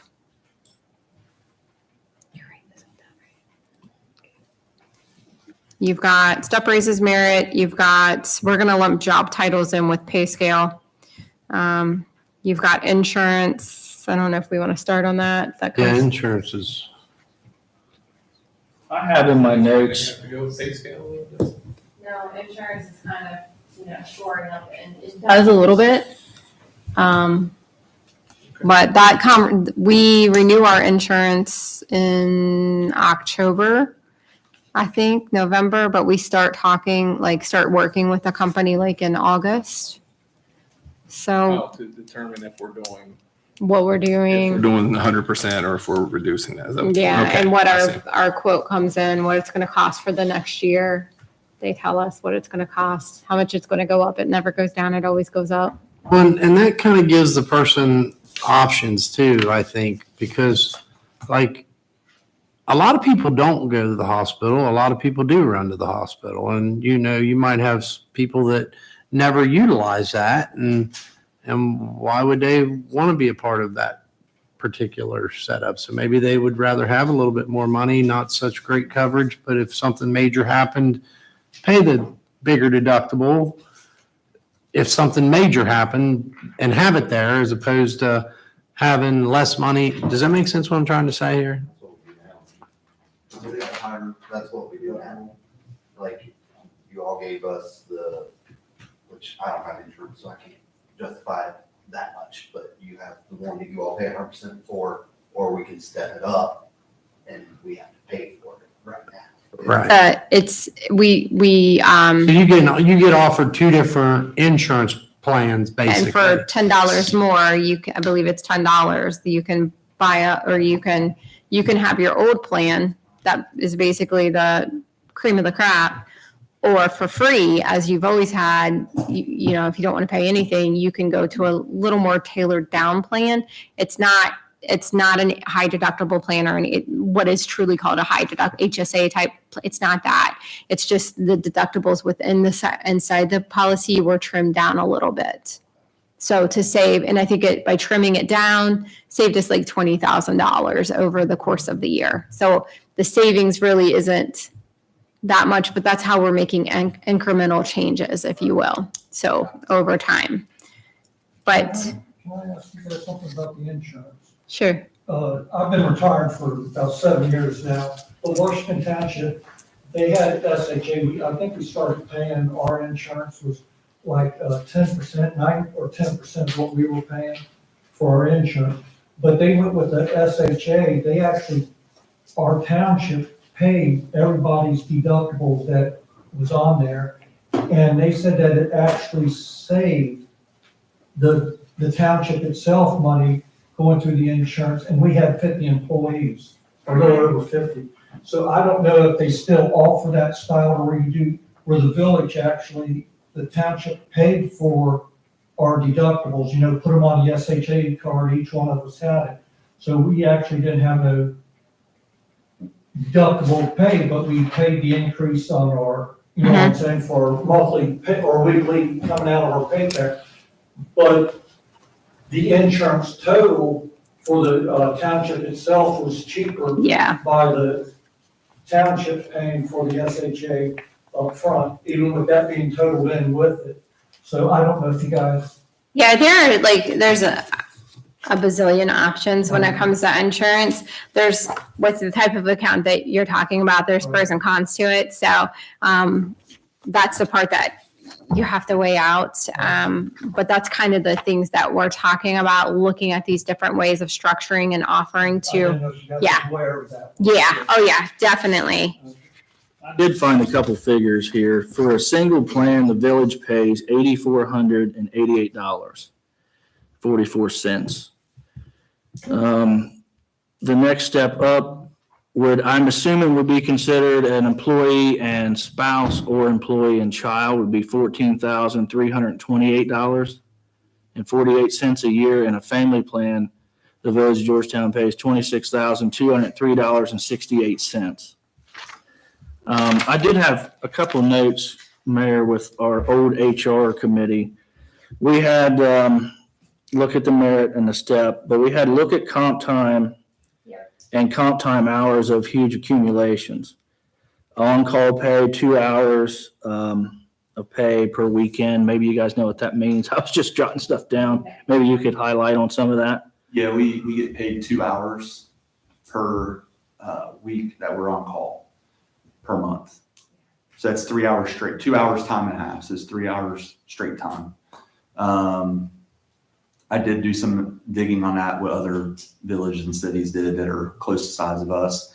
I know Blanchester does an hour a day. So 5 hours straight time plus 2 hours on Saturday and 2 hours on Sunday. So there's 9 hours of straight time pay. And then they get a 2 hour call in if they get called in. So that's just another option that you guys could do too. Look into the on call. Cause I mean, my guys, me included, we're on call all week long. It kind of hinders what we can do. It comes with the job. We knew that getting into it, but there's other ways to give back too. So why don't we do this to kind of keep this on task? Why don't next meeting, we agree that we're going to most likely iron out pay scales, get a good solid review, kind of come to a consensus of what we think we want to do, if we can. And then assuming we have time, why don't we do just an overview, kind of an educational view of what the insurance policy looks like for employees in the village, what the village pays, how it works, kind of just there's a PowerPoint probably on Art's computer that Kelly on your, maybe we'll work on that. And then we will do an overview of comp time versus on-call time, how that currently works for the different, because I'm thinking it's different from department. I think it's the same for every department. Okay. Is on call. Okay. What do you guys think? And then we can, if there's anything to add in between now, again, this is speaking specifically to work session, not next meeting. But if there's anything to add in, we certainly can do that.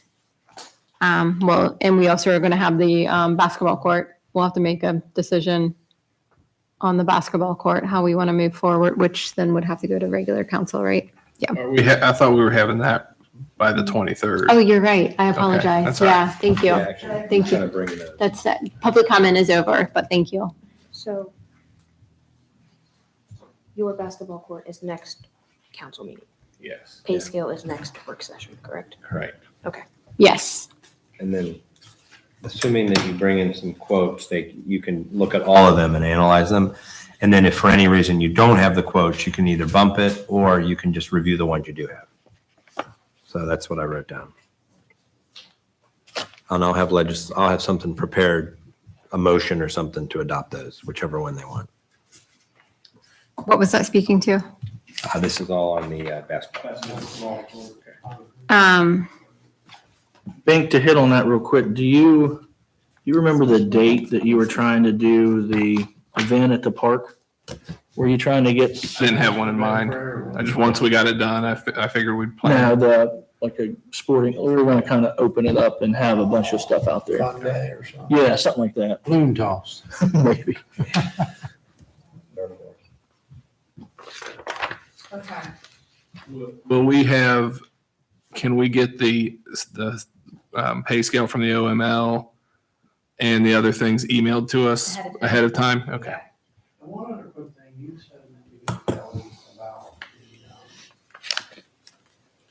the insurance for a family.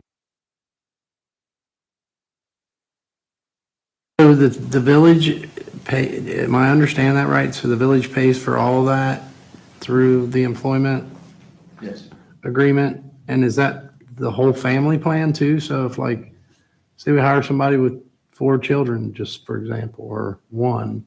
Yeah, as long as it's a family, it doesn't matter if you have 1 or 100. Oh, really? It's just the same. Yeah.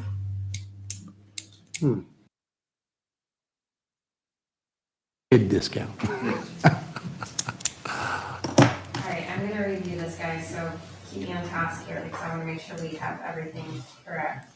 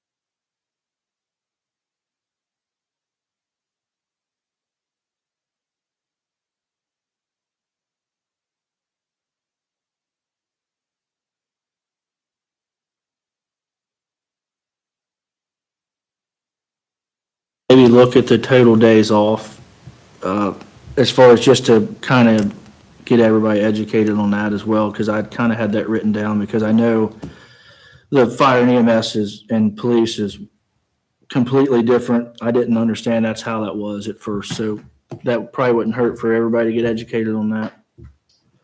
Okay, let me see. Pay scale is probably gonna take us a good 90 minutes to a couple hours to get through that. And then we can just do a quick overview on insurance and comp time within probably roughly 30 minutes. And then we do need to spend some time on the special events, so probably about 30 minutes there. Do you want to add that on to, Kelly, do you want to add that piece on to the next meeting? Okay, Just so, because there was a few things that I didn't quite understand. For example, it's like 96 hours of pay and you have to get 212 hours in 28 days before you get overtime. It's something that I'm not familiar with at all. So it's, is that more so police and fire? yes, yeah. Yeah, they have to get 212 hours in 28 days before they get overtime. It's just odd to me, so. Okay. Okay. I'll figure that out. I won't figure that out, but I'll find. I understand. We'll find some information to make sure we all understand that. Yeah. Okay, I think that sets us for a good meeting. We talked about earlier, talking about the park updates, the 5-year plan committee. We can put a committee together by next work session, so. Do we want to go ahead and advertise, ask for letters of interest for that as well? Yes, how would you handle that, Bink? Talking to you. Same way they did the, whatever we. Make your commercial. Oh, yeah, just email me if you have a letter of interest, if you'd like to be on the park committee. This is a 5-year future development plan committee is what we're looking at. Email, text me. You said you have some numbers right out. If you want to, just look on the village website. My email's on there. And those, we will most likely be deciding that park committee at the next work session meeting. So that would be in June. So if you're interested in being on that committee, again, it's a group working with us, a group of outside or at-large community members that will be working with us to really kind of help give input on what a park looks like. So again, if you're interested in that, you would reach out to Bink Garbett, and his email address is on the website. Yes. I'd say it right now, but I'll mess it up. Look it up. Okay. All right. So before we go into roundtable, is there anything else that you guys want to discuss tonight? Go ahead, Councilmember I'd like Rice. to ask council to consider maybe an ordinance in the future to stop the loitering on the sidewalks. And I'll tell you what really drives me to this is I seen on Facebook last week where there was a person that was laying with their legs out in the road on the corner of Parker's. And through discussions with many people, I've heard that the person in particular has actually laid there and there's been kids that ride their bikes down through there and have to cross over the road where there's not crosswalks and then have to go up the other side of the street and then cross back to get to their own home. But what really disgusted me with all of that happening was there was video of one of our police officers that had pulled up and all they could basically do is tell them that they shouldn't be with their legs in the road. And there was a lot of accusations that our police wasn't doing their job. Well, if the police have no direct job to do because there's no ordinance to say you need to get up off of the sidewalk, you can't lay in the sidewalk, you can't, then what is our officer to do other than to look like they're not doing their job? Well, they don't have the ability to do his job because, again, we have no ordinance preventing somebody from laying around in the street or the side. Well, I don't know about streets, but the sidewalks. And something needs to be done about that, I think. Any discussion or any thoughts? So Were they sleeping or were they just This was at hanging out? 2:45 in the morning. There was many comments. The guy's homeless. He's not homeless. He was howling on the corner. So it's kind of a noise pollution thing. The video showed his legs in the road. And again, when the police officer pulled up, he stood up in the video I seen, and the police officer, I'm sure, said, "Sir, you probably shouldn't be doing that." And then he went on. And again, like I said, it just left a bad look for our police department because there's nothing really they could do. They have no authority in that situation because there's nothing wrote to prevent that from happening.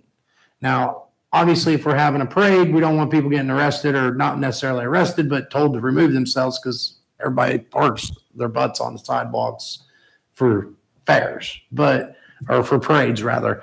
But just to be out at 2:45 in the morning laying on the sidewalk, I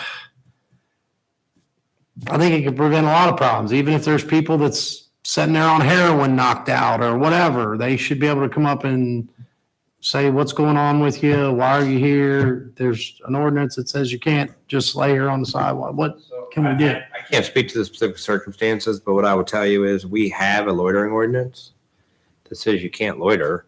Were they sleeping?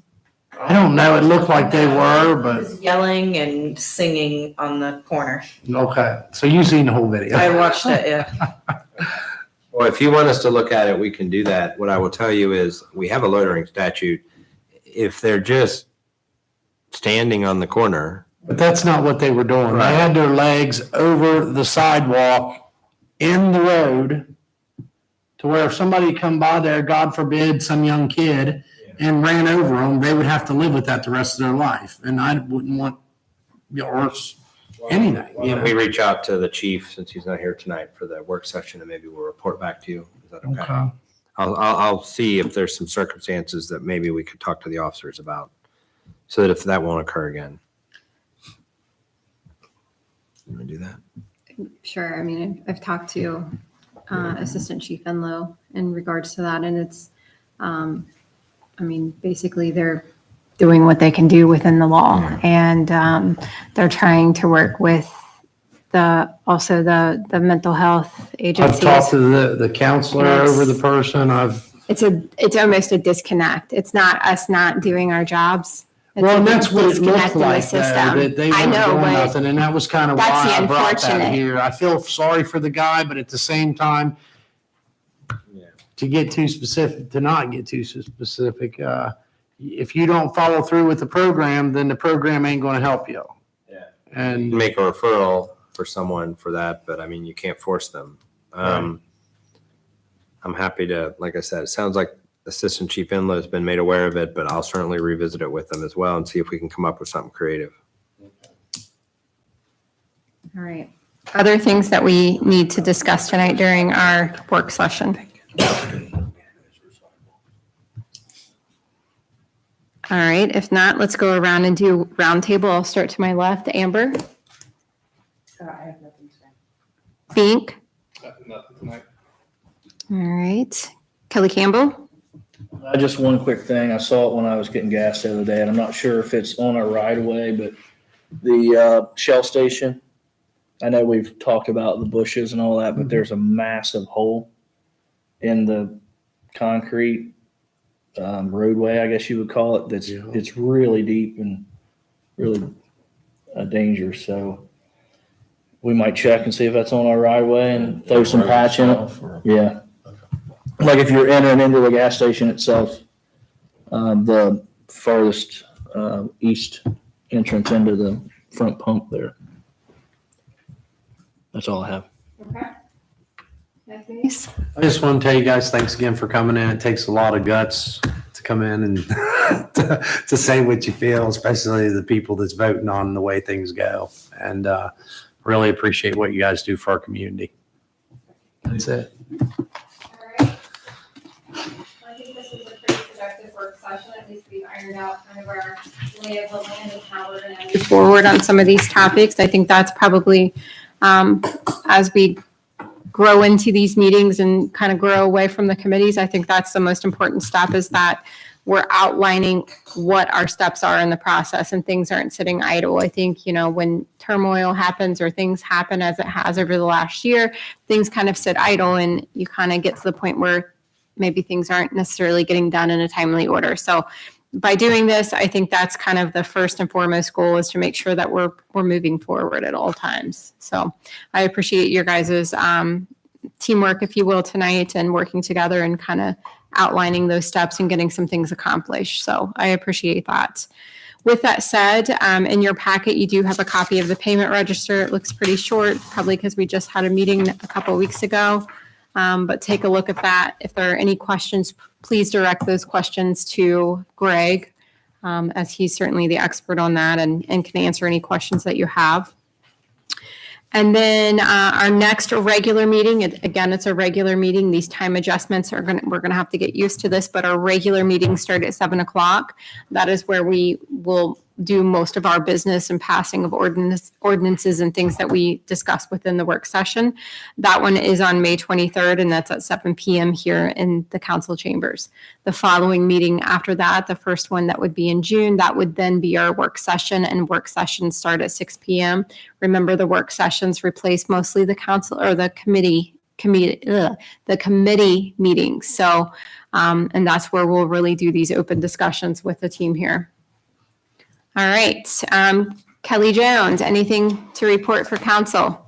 Just quickly, on the 23rd meeting, Structure Point will be here to address full council on our money that we just got for the downtown. So they'll do a presentation. We have a lot of new members on council, so they'll have a team here next week, or next meeting, excuse me. And I'm not so sure that our employees maybe have got the full message of what that project's going to look like. Kelly, I would probably send out an invitation and extend that to the employees to come and learn as a whole what's going to happen in Georgetown, because I think that's good stuff. And they don't have to come, but it might be fun to learn and see what's going to happen. It's a pretty big project. I mean, it is $8 million, and that's pretty life-changing. I wanted to ask also real quick on that. So are we going to have that business that is vacating for the Welcome Center, opening another business up in our community? Because that's a big loss to our community, what we're losing over there. That was part of the grant that had to be worked out prior to the grant even being submitted. So you guys will start learning of those details, obviously, during the process. That was before Kelly Jones with our previous administrator, but those things obviously couldn't have been talked about at that time, but now some of that's going to start coming out, but there's already things in place for that to kind of move forward and things to happen. And I've actually talked to the owner this week, and yeah. So, a lot of those pieces have been worked out as they should have, because you can't have what you're going to have without that.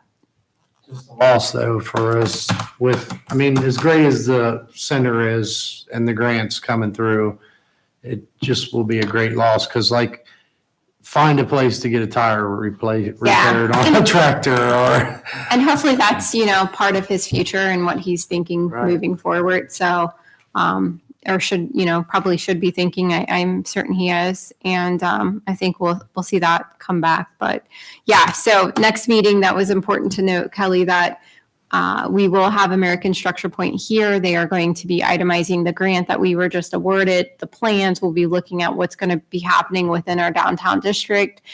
So that's going to be a great educational point, and that's going to be on March 23rd. So that's open to the public.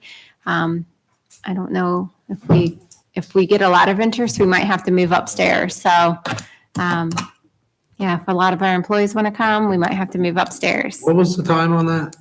Next meeting is 7 p.m. No, on the 23rd. That is the 7 p.m. Yeah, as part of that meeting, they're going to be here. All right.